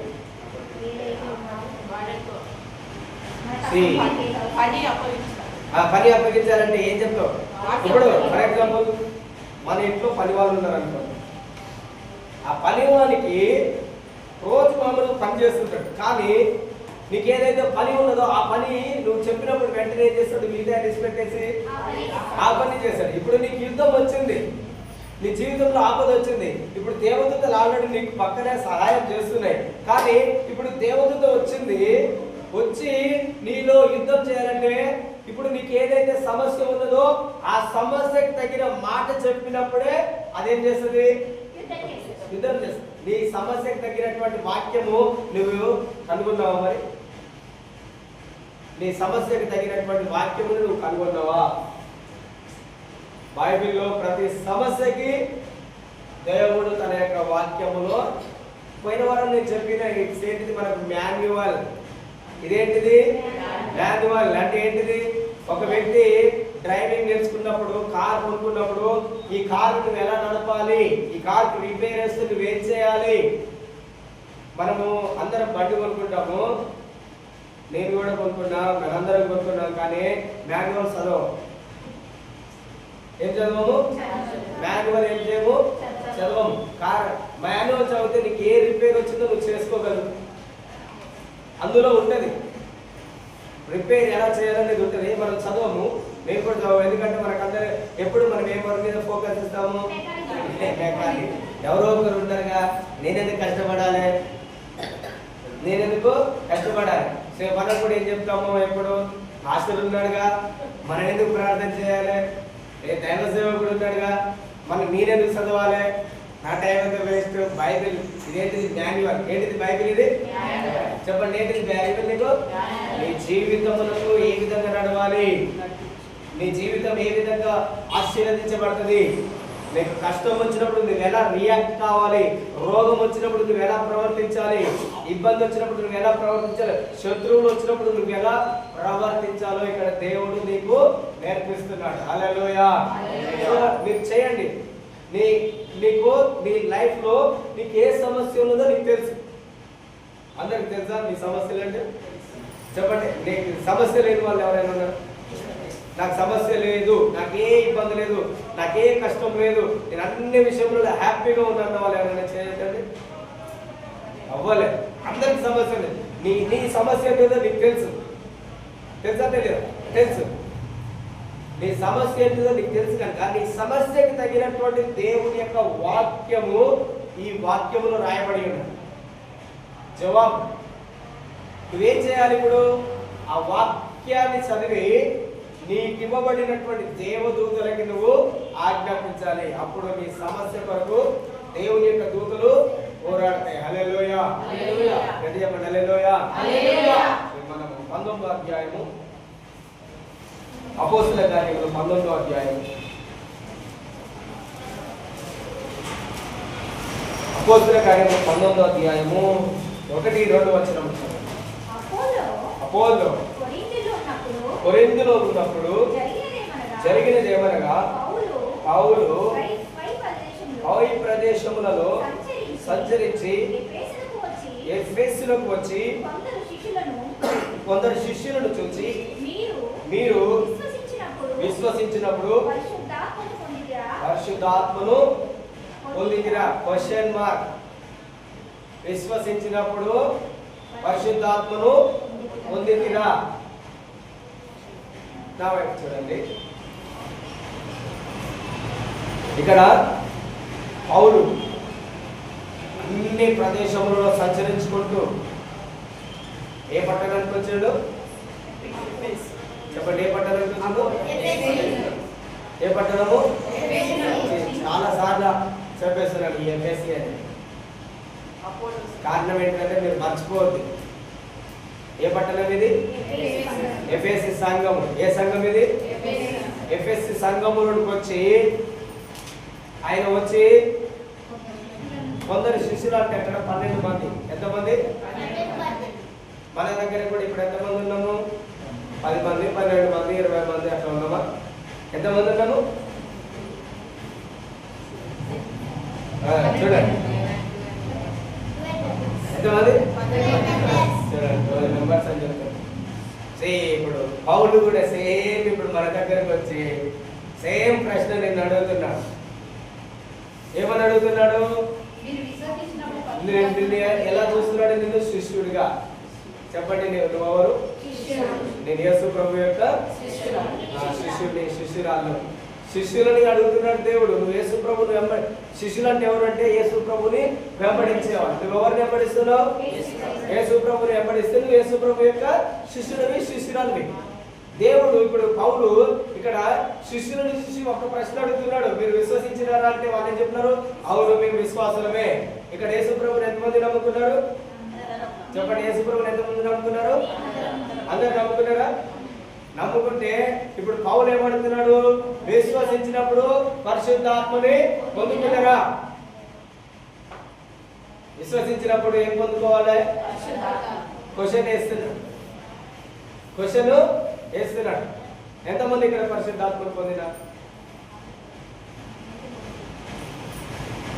ఎంతమంది? మంచిగా చేయండి. పరిశుద్ధాత్మ నేను పొందుకున్నాను. ప్రూఫ్ ఏంటిది? Proof, evidence. బ్యాప్టిజం చేస్తారు. నెక్స్ట్ క్వశ్చన్ ఉంది అక్కడ. నెక్స్ట్ క్వశ్చన్ ఉంది. ఓకే, మీకు అర్థం కావడానికి చెప్తా. ఇక్కడ ఏమంటున్నాడు? ఏది ఇంపార్టెంట్ నీ జీవితంలో? పరిశుద్ధాత్మ. అందరు చెప్పండి, నా జీవితంలో పరిశుద్ధాత్మ ముఖ్యము. పరిశుద్ధాత్మ లేకుండా నీవు క్రైస్తవ జీవితంలో శక్తివంతమైన జీవితమును జీవించలేవు. ఏ జీవితం జీవిస్తావు అంటే సుఖే. ఏంటిది? ఏ జీవితము? సుఖే జీవితం అంటే ఏంటిది? శరీరానుసారమైనది, మనస్సు అనుసారమైనది. ఏంటిది? నేను బాగుండాలి, నేను మంచిగా ఉండాలి, నాకు ఏ అనారోగ్యం రాకూడదు, నాకు ఏ కష్టం రాకూడదు, నాకు మంచి బంగ్లా, మంచి కారు, మంచి బండి, అన్ని విషయంలో నేను బాగుండాలని కోరుకునేది ఏంటిది? సుఖే. దేని గురించి ఆలోచిస్తుంది ఇది? ఎప్పుడు నీ శరీరం గురించి. నేను మంచి బట్టలు వేసుకోవాలి, నాకే ఇబ్బంది రాకూడదు. ఇవి సుఖే జీవితం. దీనికి సుఖే జీవితం కొరకు ఏముంటుందంటే రెగ్యులర్గా సండేకి రావడము, ఆదివారం అంటే చర్చికి రావడము, చర్చిలో కూర్చోవడము, వాక్యము వినడము, ప్రభు వల్ల ఇస్తే తీసుకోవడము, కానుకరంగానే కానుకేయడము, ఆ తర్వాతకి వెళ్ళిపోవడం. సుఖే. ఇందులో నీ యొక్క క్రియ ఏమైనా ఉందా? నువ్వేమైనా చేస్తున్నావా? నువ్వు ఏం చేస్తున్నావు? ఒకే ఒక పని చేస్తున్నావు. పాస్టర్ గారు ఏం చెప్తారు చేస్తున్నావు. ఏం చేస్తున్నావు?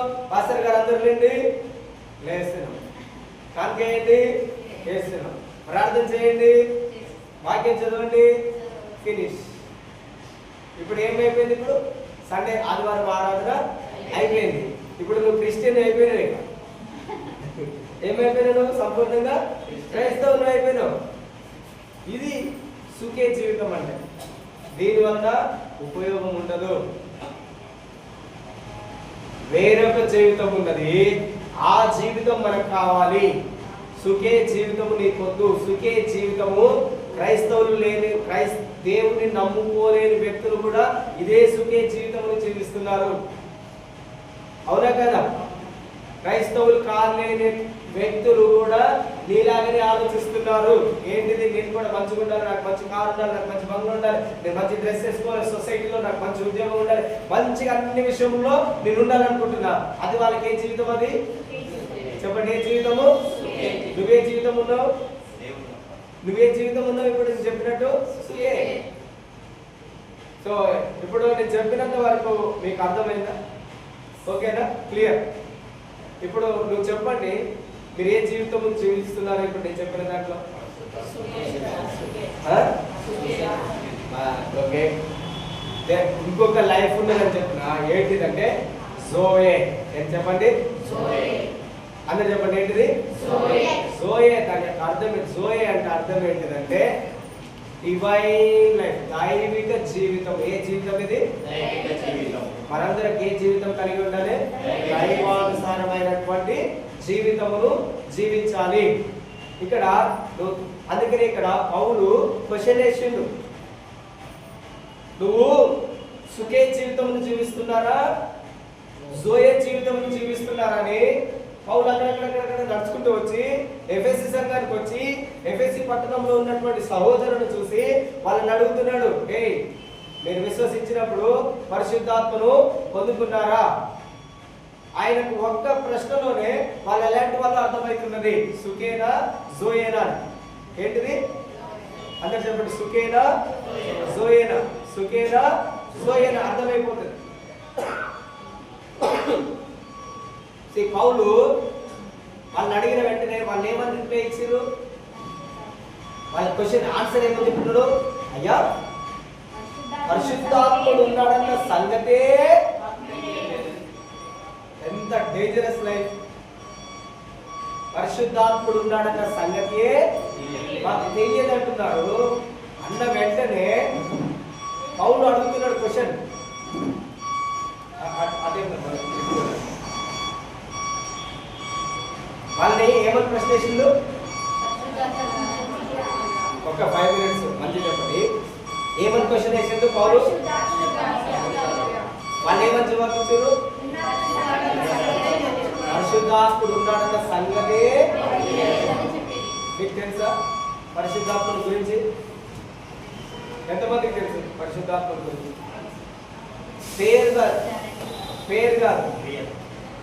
పేరు పరిశుద్ధాత్మ అంటే పేరు తెలిసిన వాళ్ళు కాదు. యేసు ప్రభు అంటే పేరు తెలుసు కాదు. రాజేష్ అంటే పేరు తెలుసు కాదు. పరిశుద్ధాత్మ గురించి కంప్లీట్ గా సంపూర్ణంగా తెలుసా? తెలియదు. సేమ్ అదే ప్రశ్న చెప్తున్నారు వాళ్ళు కూడా. మాకు తెలియదయ్యా, మేము వినలేదయ్యా అంటే పౌలు వెంటనే నెక్స్ట్ క్వశ్చన్ అడిగాడు. మరి మీరు ఎలా బాప్టిజం తీసుకున్నారు? నువ్వు బాప్టిజం తీసుకున్నావంటే ఇమ్మీడియట్ గా దేర్ ఇస్ ఏ చేంజ్ ఉండాలని అంటున్నాడు. అవును, చదవండి. అప్పుడైతే అలాగైతే మీరు దేనిని బట్టి బాప్తిజం పొందితిరని అడుగగా వారు యోహాను బాప్తిస్మమును బట్టి అని చెప్పారు. వాళ్ళ యొక్క బాప్తిస్మం ఏంటిది? యోహాను ఇచ్చిన బాప్తిజం కనుక వాళ్ళకేం తెలియలేదు? పరిశుద్ధాత్మ గురించిన విషయం తెలియలేదు. క్లియర్ గా వాళ్ళు చెప్పారు. వాళ్ళలో ఏ మిస్టేక్ లేదు. కానీ నెక్స్ట్ పౌలు ఏమంటున్నాడు? అందుకు పౌలు యోహాను తన వెనుక వచ్చువాలి అందు అనగా యేసునందు విశ్వాసం ఉంచవాలని ప్రజలతో చెప్పుచు మారు మనసు విషయమైన బాప్తిస్మం ఇచ్చాను. వెంటనే మళ్ళా వాళ్ళకి ఏ బాప్తిస్మం ఇచ్చిండు? ఏ మనసు? మారు మనసు విషయమైనటువంటి బాప్తిస్మం మళ్ళా పౌలు వారికి ఇచ్చిండు. అయ్యా మేము యోహాను బాప్తిజం పొందినామంటే యోహాను బాప్తిజం ఇప్పుడు చెల్లట్లేదు. ఇప్పుడు యేసుక్రీస్తు యొక్క బాప్తిజము, యేసుక్రీస్తు నామంలో, తండ్రి అయిన దేవుడి నామంలో, కుమారుడైన యేసుక్రీస్తు నామంలో, పరిశుద్ధాత్మ నామంలో మీరు బాప్తిజం పొందాలని చెప్పిన వెంటనే వాళ్ళు ఏం చేశారు? మనసు మార్చుకొని ఏం చేశారు? మనసు ఎలా మారింది? మనసు ఎలా మారింది? దేవుని మాట వినటం వలన. ఆయన వచ్చి ప్రశ్నేసి వాళ్ళకి దేవుని యొక్క వాక్యం బోధించిన తర్వాత వాళ్ళకి బాప్తిజం ఇచ్చిండు. అదే విధంగా ఈ లైఫ్ బోధించకుండా, దేవుని యొక్క వాక్యం తెలియకుండా బాప్తిజం తీసుకోవద్దు. ఏమైతుంది? మిస్టేక్స్, తప్పులు చేస్తాము. ఇష్టం వచ్చినట్టు సుఖే జీవితం జీవిస్తావు. ఏ జీవితము? సుఖే. ఒకే రోజు మారిపోరు. నెంబర్ 1 మారు మనసు అంటే బాప్టిజం తీసుకోగానే ఏమంటే నీళ్ళ నుంచి రాగానే సమస్తం జరుగుతుందని ఎవరైతే చెప్తున్నారో అబద్ధికులు. ఏంటిది? ఎప్పుడు కూడా మారదు. ఏ విధంగా మారుతుంది అంటే ప్రాసెస్ మెల్లమెల్లగా మారుతుంది. ఒక వ్యక్తి మజిల్ పెంచాలనుకున్నాడు అనుకోండి, డైట్ చేయాలనుకున్నాడు, ఆయన బరువు తగ్గాలనుకున్నాడు. ఒకే రోజులో తగ్గుతుందా? ఒకే రోజులో అది సాధ్యమవుతుందా? ఒకే రోజులో ఏదైనా సాధ్యమవుతుందని ఎవరైనా చెప్తారో వాళ్ళు అబద్ధికులు. వాళ్ళు నిన్ను మోసం చేస్తున్నారని అర్థం. వాళ్ళు నిన్ను ఏం చేస్తున్నారు? మోసం. ఒక్క రోజులో ఏది కూడా జరగదు. సో నువ్వు బాప్టిజం తీసుకున్న వెంటనే అన్ని చేంజ్ అయిపోతాయని చెప్పట్లేదు. చేంజ్ కావు. క్లియర్. అది ఏంటంటే మెల్లమెల్లగా నువ్వు దేవుడితో సహవాసం చేయటం వలన నీ మనసు వాక్యం వినటం వలన నీ మనసు ఏమవుతుంది? మారుతుంది. ఏం వినటం వలన? వాక్యం వినని రోజు నీ మనసు మారదు. వాక్యము చదవకుంటే నీ మనసు ఏం కాదు? మారదు. నువ్వు ఎలా ఉన్నావో అలాగే ఉంటావు. 10 సంవత్సరములు నేను బాప్తిజం తీసుకొని ఎన్ని ఇయర్స్? 10 సంవత్సరాలు అయితే బ్యాప్టిజం తీసుకొని వాక్యం చదవలేదనుకో నేను ఎలా ఉన్నానో అదే విధంగా ఉంటాను. కానీ వాక్యం చదివే వ్యక్తి యొక్క జీవితము డే బై డే ఏమవుతుంది? మారిపోతుంది. హల్లెలూయా. సో వాళ్ళకు వాక్యం చెప్పి వాళ్ళకి ఏమి ఇచ్చిండు? బ్యాప్టిజము ఇచ్చిండు. బ్యాప్టిజం ఇవ్వగానే పౌలు ఏం చేసిండు? వారి మీద చేతులు చల్లే పరిశుద్ధాత్మ వారి మీదకి వచ్చి ఉన్నది. హల్లెలూయా. గట్టి చెప్పండి హల్లెలూయా. ఏమొచ్చింది వాళ్ళ మీదకి? ఇప్పుడు పరిశుద్ధాత్మ పొందుకోవడానికి చాలా రోజులు టైం కావాలి కదా, మరి చాలా రోజులు టైం పడుతుందా? ఎమ్మటే వచ్చింది పరిశుద్ధాత్మ. నీ మనసు మారడానికి నీకు ఏమవుతుంది? మనసు మారడానికి నీ లైఫ్ చేంజ్ కావడానికి టైం పడుతుంది. పరిశుద్ధాత్మను పొందుకోవడానికి నువ్వు విశ్వసించిన ఇమ్మీడియట్ యాక్షన్ అన్నమాట. ఇమ్మీడియట్ గా ఏం జరుగుతుంది? యాక్షన్. పౌలు వచ్చిండు, బ్యాప్టిజం ఇచ్చిండు, వారి మీద చేతులు పెట్టుకొని వాళ్ళందరూ ఏం చేస్తున్నారు? భాషలతో మాట్లాడుతున్నారు. హల్లెలూయా. ఎంతమంది అన్ని భాషలలో ప్రార్థన చేస్తున్నారు? చేయండి. భాషలలో ఎంతసేపు చేస్తున్నారు?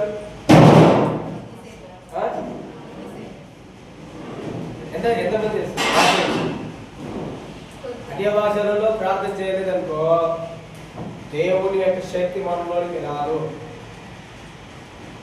ఎందుకంటే ఇక్కడ ఇంత పెద్ద బైబిల్ రాసిన అపోస్తలుడైన పౌలే చెప్తున్నాడు.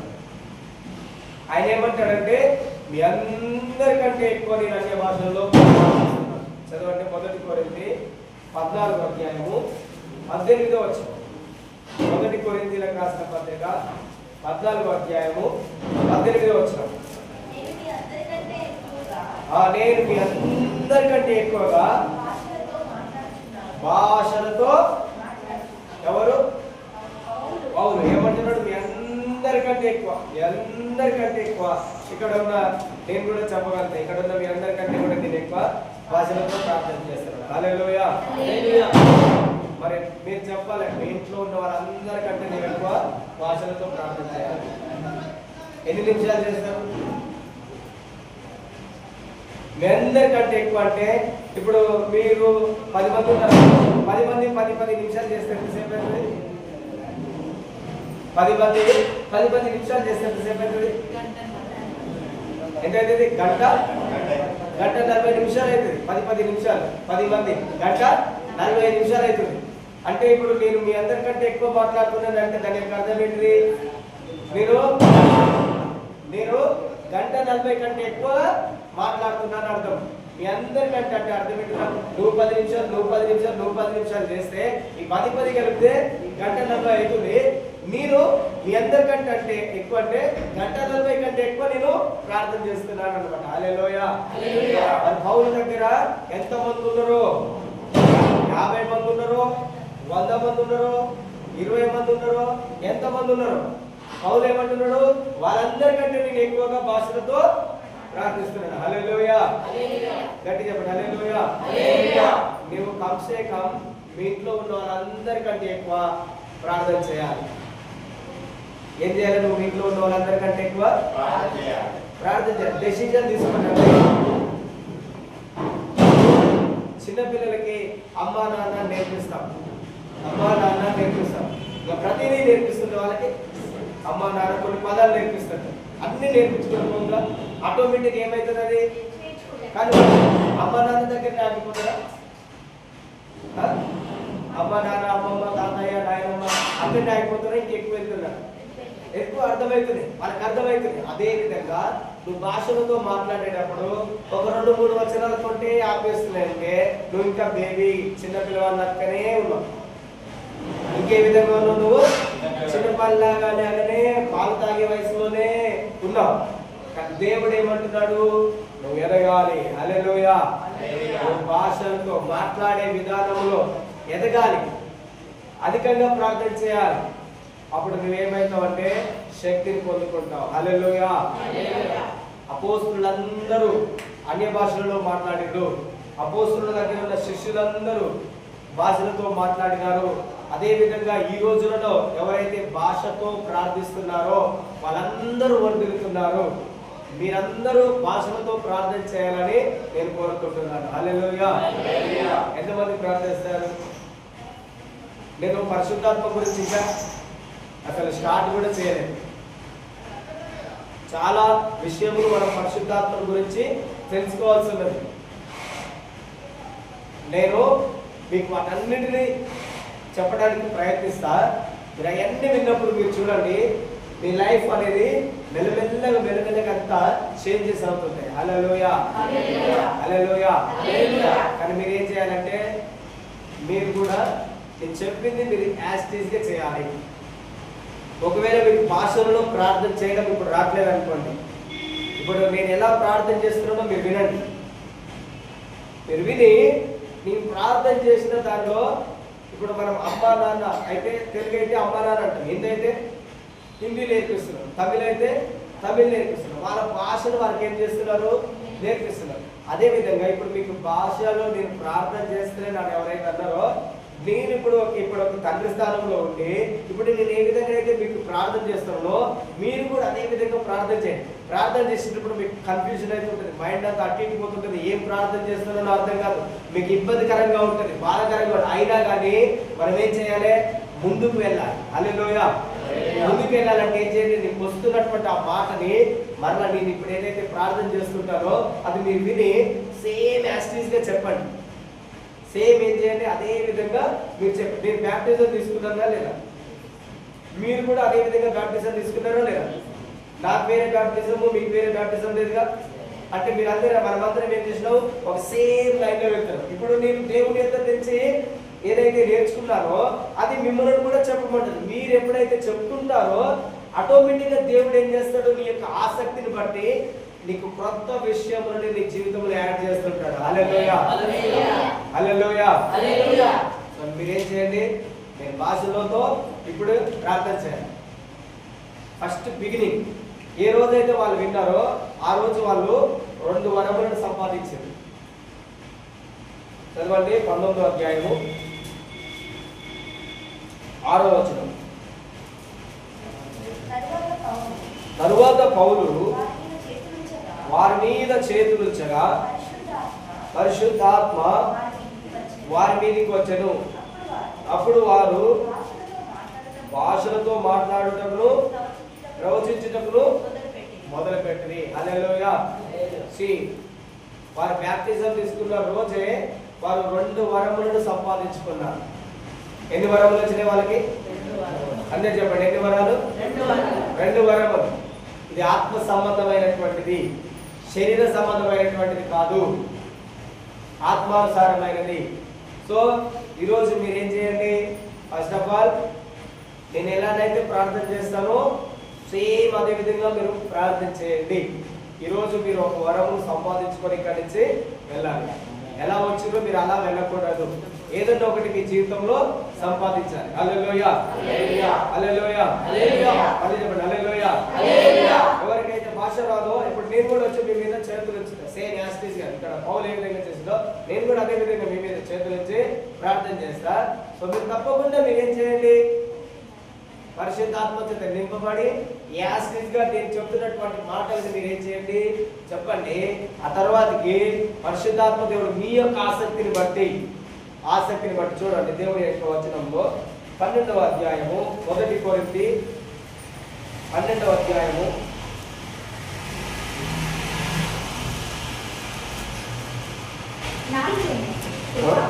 12వ అధ్యాయము 31వ వచనం. కృపావరములలో శ్రేష్టమైన వాటిని ఆసక్తితో అపేక్షించుడి. ఇది కాక సర్వోత్తమమైన మార్గము. ఇప్పుడు నేనేం చేస్తున్నానంటే మీకు సర్వోత్తమమైన మార్గం, ఉన్నత మార్గమును నేను మీకు చూపిస్తున్నాను. ఏ మార్గం ఇది? దేవుని మార్గం. అందరు చెప్పండి, ఏ మార్గం ఇది? దేవుని మార్గం. ఏంటిది? కృపావరములు. అందరు చెప్పండి, ఏ వరముది? కృపావరములు. కృప వరములు అందరికీ సమానమే, అందరికీ సమానం. ఏ ఒక్కరికి దేవుడు నేను ఇవ్వను, ఇది నీకు లేదు, ఇది వీళ్ళు ప్రత్యేకమైన వాళ్ళు, వీళ్ళు ప్రత్యేక. దేవుళ్ళలోకి వచ్చిన వాళ్ళందరూ ప్రత్యేకమైన వ్యక్తులే. హల్లెలూయా. దేవుళ్ళలోకి వచ్చిన అందరూ ఏంటిది? ప్రత్యేకమైన వాళ్ళు. అందరికి దేవుడు ఏమిస్తున్నాడు? కృపావరములు. కృపావరములు ఎలా నీ జీవితంలోకి వస్తాయి అంటే కింద జవాబు చెప్తుంది, ఆసక్తి. ఏంటిది ఇది? ఆసక్తి. ఆసక్తి. ఆసక్తి ఉన్న వ్యక్తికి ఏదైనా వస్తుంది. ఏదైనా ఒకటి చెయ్యాలి, ఏదైనా ఒకటి నేను సాధించాలి, ఏదైనా ఒకటి నాకు కావాలి అన్న వ్యక్తికి ఏదైనా వస్తుంది.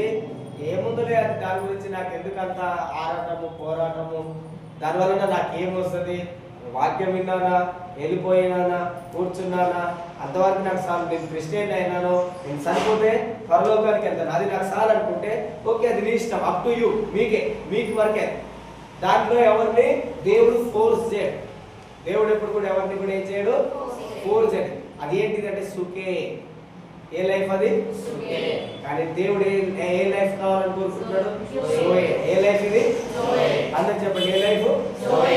జోయే లైఫ్ అంటే దైవిక జీవితము, దైవానుసారమైనటువంటి జీవితము. నీకు సర్వోన్నతమైన జీవితం నీకు కావాలంటే ఆసక్తి ఉండాలి. దేవుని పట్ల, దేవుని యొక్క వాక్యం పట్ల, ప్రార్థన ఎడల నీకు ఆసక్తి ఉండాలి. ఆసక్తి ఉంటే దేవుడు ఏమంటున్నాడు? ఆసక్తి కలిగిన వానికి ఏదైనా దేవుడు ఇస్తాడు. ఆసక్తి లేని వానికి ఎవరైనా నువ్వు చెప్తుంటే వింటుంటే ఏదైనా చెప్పాలనిపిస్తుంది, ఎవరైనా నువ్వు చెప్తుంటే అటుపోతుంటే ఎవరితోటైనా మాట్లాడాలనిపిస్తుందా? దేవుడు కూడా అంతే. నీ యొక్క హృదయం చూస్తాడు, పై రూపాన్ని కాదు. నీకు వరము కావాలా, నువ్వు వర్ధిల్లాలనుకుంటున్నావా, ఆత్మలో నువ్వు వర్ధిల్లాలనుకుంటే దేవుడు ఏం చూస్తాడు? నీ యొక్క హృదయాన్ని. ఏం చూస్తాడు? నీ యొక్క హృదయాన్ని. దేవుడు నిన్ను ప్రిపేర్ చేస్తున్నాడు. దేని కొరకు ప్రిపేర్ చేస్తున్నాడు అంటే ఆపద్దినములో విజయం సాధించడానికి. హల్లెలూయా. ఏ దినమందు? ఆపద్దినమందు నువ్వు విజయం సాధించడానికి దేవుడు నిన్ను ప్రిపేర్ చేస్తున్నాడు. ప్రిపేర్ చేయడానికి నేను ఒక సాధనంగా మీ కొరకున్నాను అంతే. దేవుడే మీ జీవితంలో సమస్తమును చేసేవాడు. జస్ట్ నేను ఒక నోటి బూరని మీకు చెప్పడానికి దేవుని యొక్క నోరుగా ఇక్కడ మాత్రమే ఉన్నాను. నేనేం చెప్తున్నాను? ఈరోజు మీ అందరూ దేవుని యొక్క ఆత్మ చేత నింపబడాలి. హల్లెలూయా.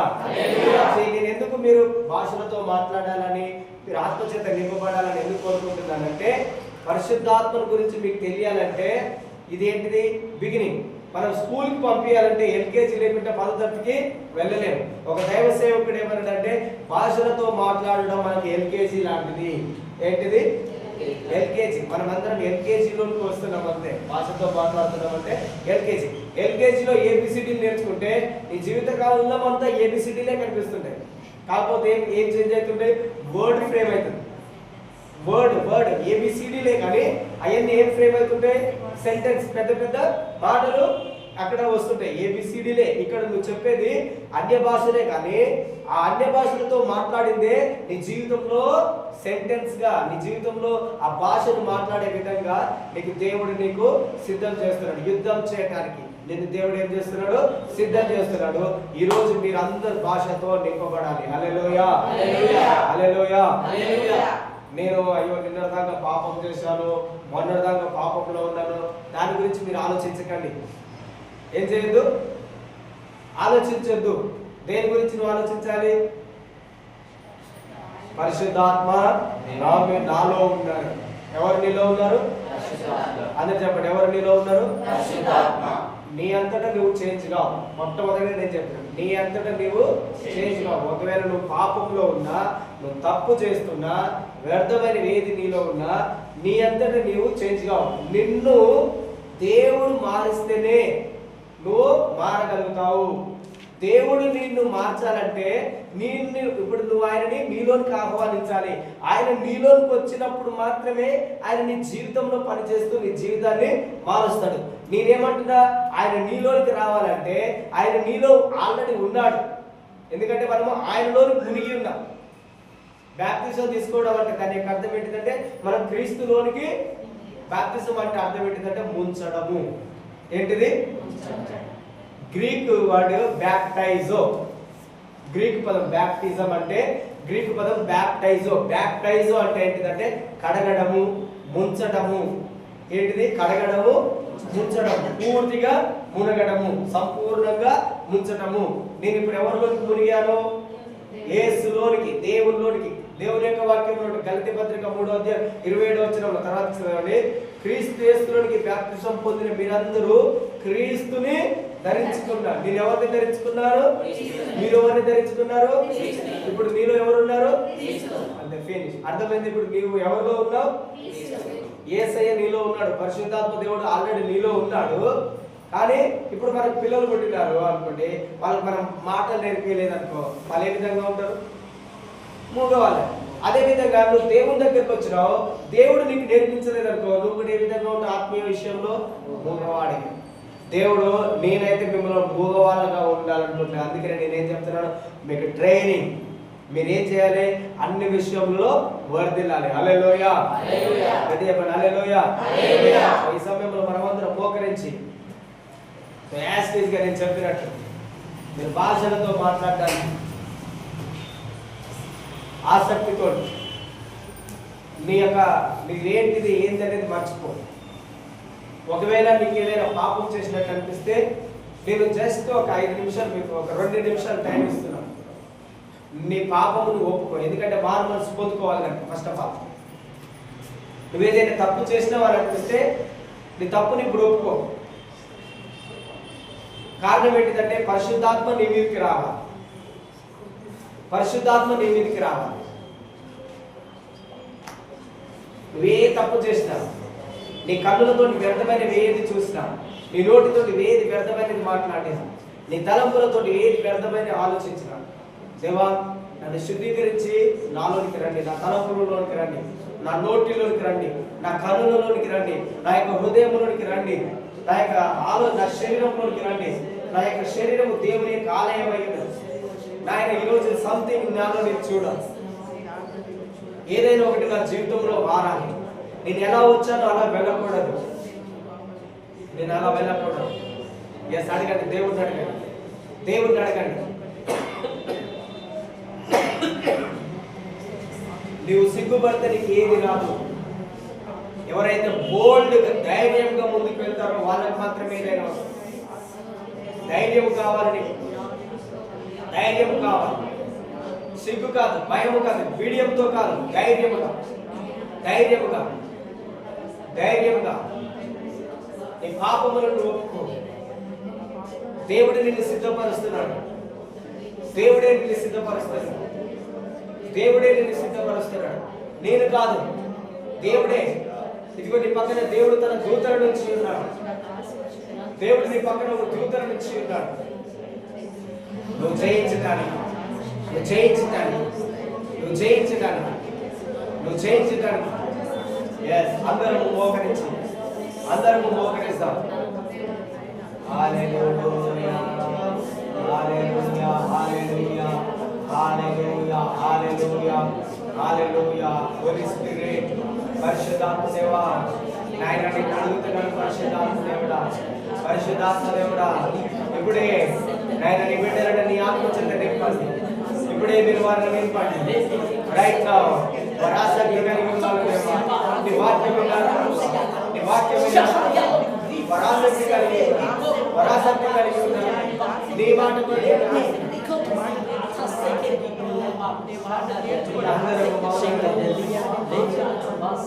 అందరూ మౌనంగా పాపములను మీరు ఒప్పుకున్నట్లయితే ఇప్పుడు దేవుని అడగండి. మౌనంగా, నేను మౌనంగా నేను చెప్పినది నీ యొక్క హృదయంలో చెప్పండి. ఆ తర్వాతకి మీరు భాషలతో మాట్లాడుతున్నప్పుడు మీరు కూడా భాషలతో మాట్లాడడానికి ప్రయత్నం చేయండి. నేను చెప్తున్నది మీ యొక్క హృదయంలో చెప్పండి. పరిశుద్ధాత్మ దేవుడా, ఈ సమయంలో నాయన నీ వాక్యం విన్నాను, నేను మనసును మార్చుకున్నాను. నాకు జోయే లైఫ్ కావాలి, నాకు సుఖే లైఫ్ వద్దు, నాకు జోయే లైఫ్ కావాలి. ఆయన నన్ను నీలోనికి ఆహ్వానిస్తాను.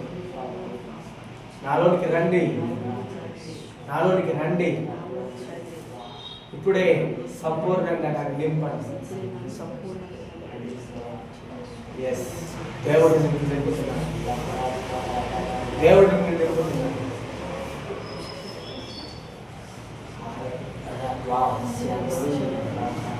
ఇంకా దేవుడు అన్నాడు, ఇంకా ఎవరైనా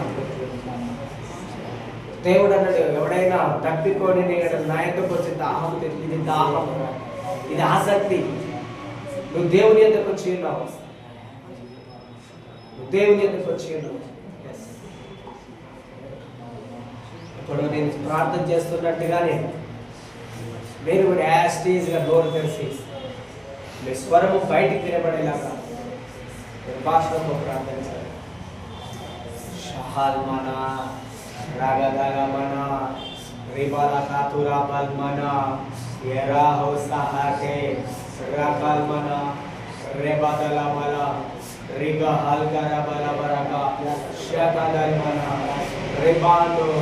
సిగ్గుపడొద్దండి, ధైర్యంగా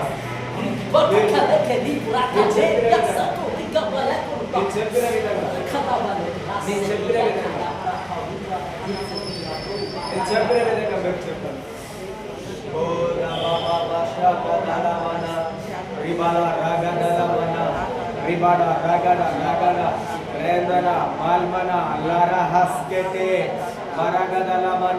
మీ పక్క వారికైనా వినపడదు, నాకు వినపడాలి. మీరు చెప్తున్నారు, మీరు నోరు తెరిచి చెప్పండి. మీ నోరు తెరిచి చెప్పండి, దయచేసి మీ నోరు తెరవండి, నోరు తెరవండి, నోరు తెరవండి.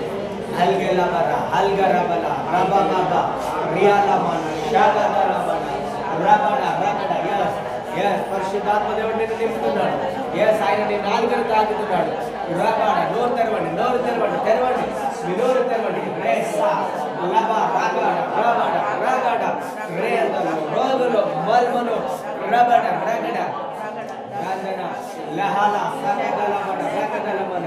yes yes నింపబడి యేసు రక్తములో, యేసు నామములో, పరిశుద్ధాత్మ శక్తి చేత రగదలమన, పరిశుద్ధాత్మ చేత నింపబడుతుంది.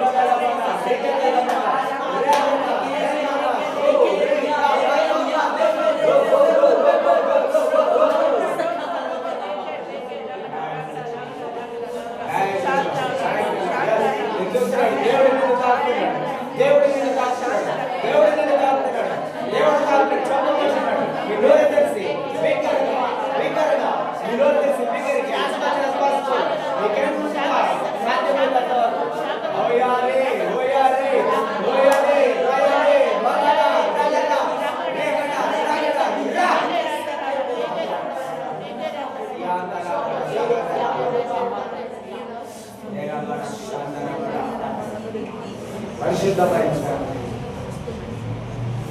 నేను నమ్ముతున్నాను తండ్రి, నీ బిడ్డ నడుస్తుంది, నువ్వు ఆత్మ చేత నింపి ఉన్నామని కార్యములను మీరు జరిగించండి. అందరు భాషలతో మాట్లాడేసి నీ కృపను చూపిస్తుంది. మీ దయా ఆయన పరిశుద్ధాత్మ దేవుడు నీ గురించి నేను అత్యధికంగా చెప్పడానికి మీ సహాయం చేయాలి. నీకు మహిమ చేస్తుంది. యేసు నామములో ప్రార్థిస్తున్నాను తండ్రి, ఆమేన్. హల్లెలూయా, హల్లెలూయా. ఎంతమంది మాట్లాడగలిగినారు భాషలతో? ఎంతమంది భాషతో కంటిన్యూ చేయాలి. కానీ మనకి ఎక్కడ చెప్పలేదు కనుక మనకి ఏ విధంగా అనిపిస్తుంది? క్రొత్తగా అనిపిస్తుంది. మనం ఎక్కడ ఇల్లేదు, ఎక్కడ చేయలేదు. అందుకనే మనం యథావిధిగా అట్లే ఉంటున్నాం. ఇలా ఉండడానికి వీలు లేదు. మీరు సంథింగ్ మీలో మార్పు రావాలి. హల్లెలూయా. మీరు ఎప్పుడైతే దేవుని భాషలతో స్తుతిస్తున్నప్పుడు దేవునితో మనం సమీపంగా సహవాసం, దేవుణ్ణి చూడగలుగుతాం. ఎవరిని చూడగలుగుతారు? దేవుణ్ణి చూడగలుగుతాం. ఆత్మలో ప్రార్థన చేయండి. మీరు ఆసక్తి కలిగి ఇదే విధంగా కంటిన్యూగా చేయండి. మీరు నడుచుకుంటూ వెళ్ళినా, ఇంట్లో ఉన్నా, వంటలు తోముతున్నా, ఏ పని చేస్తున్నా మీరేం చేయండి?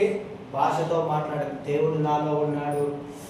మనం ఫోన్ని ఎక్కడికి వెళ్ళి ఎట్లా పెట్టుకొని వెళ్తున్నాం? జోబులో వెళ్తున్నామా? ఎక్కడికి వెళ్ళినా ఫోన్ మర్చిపోతున్నామా?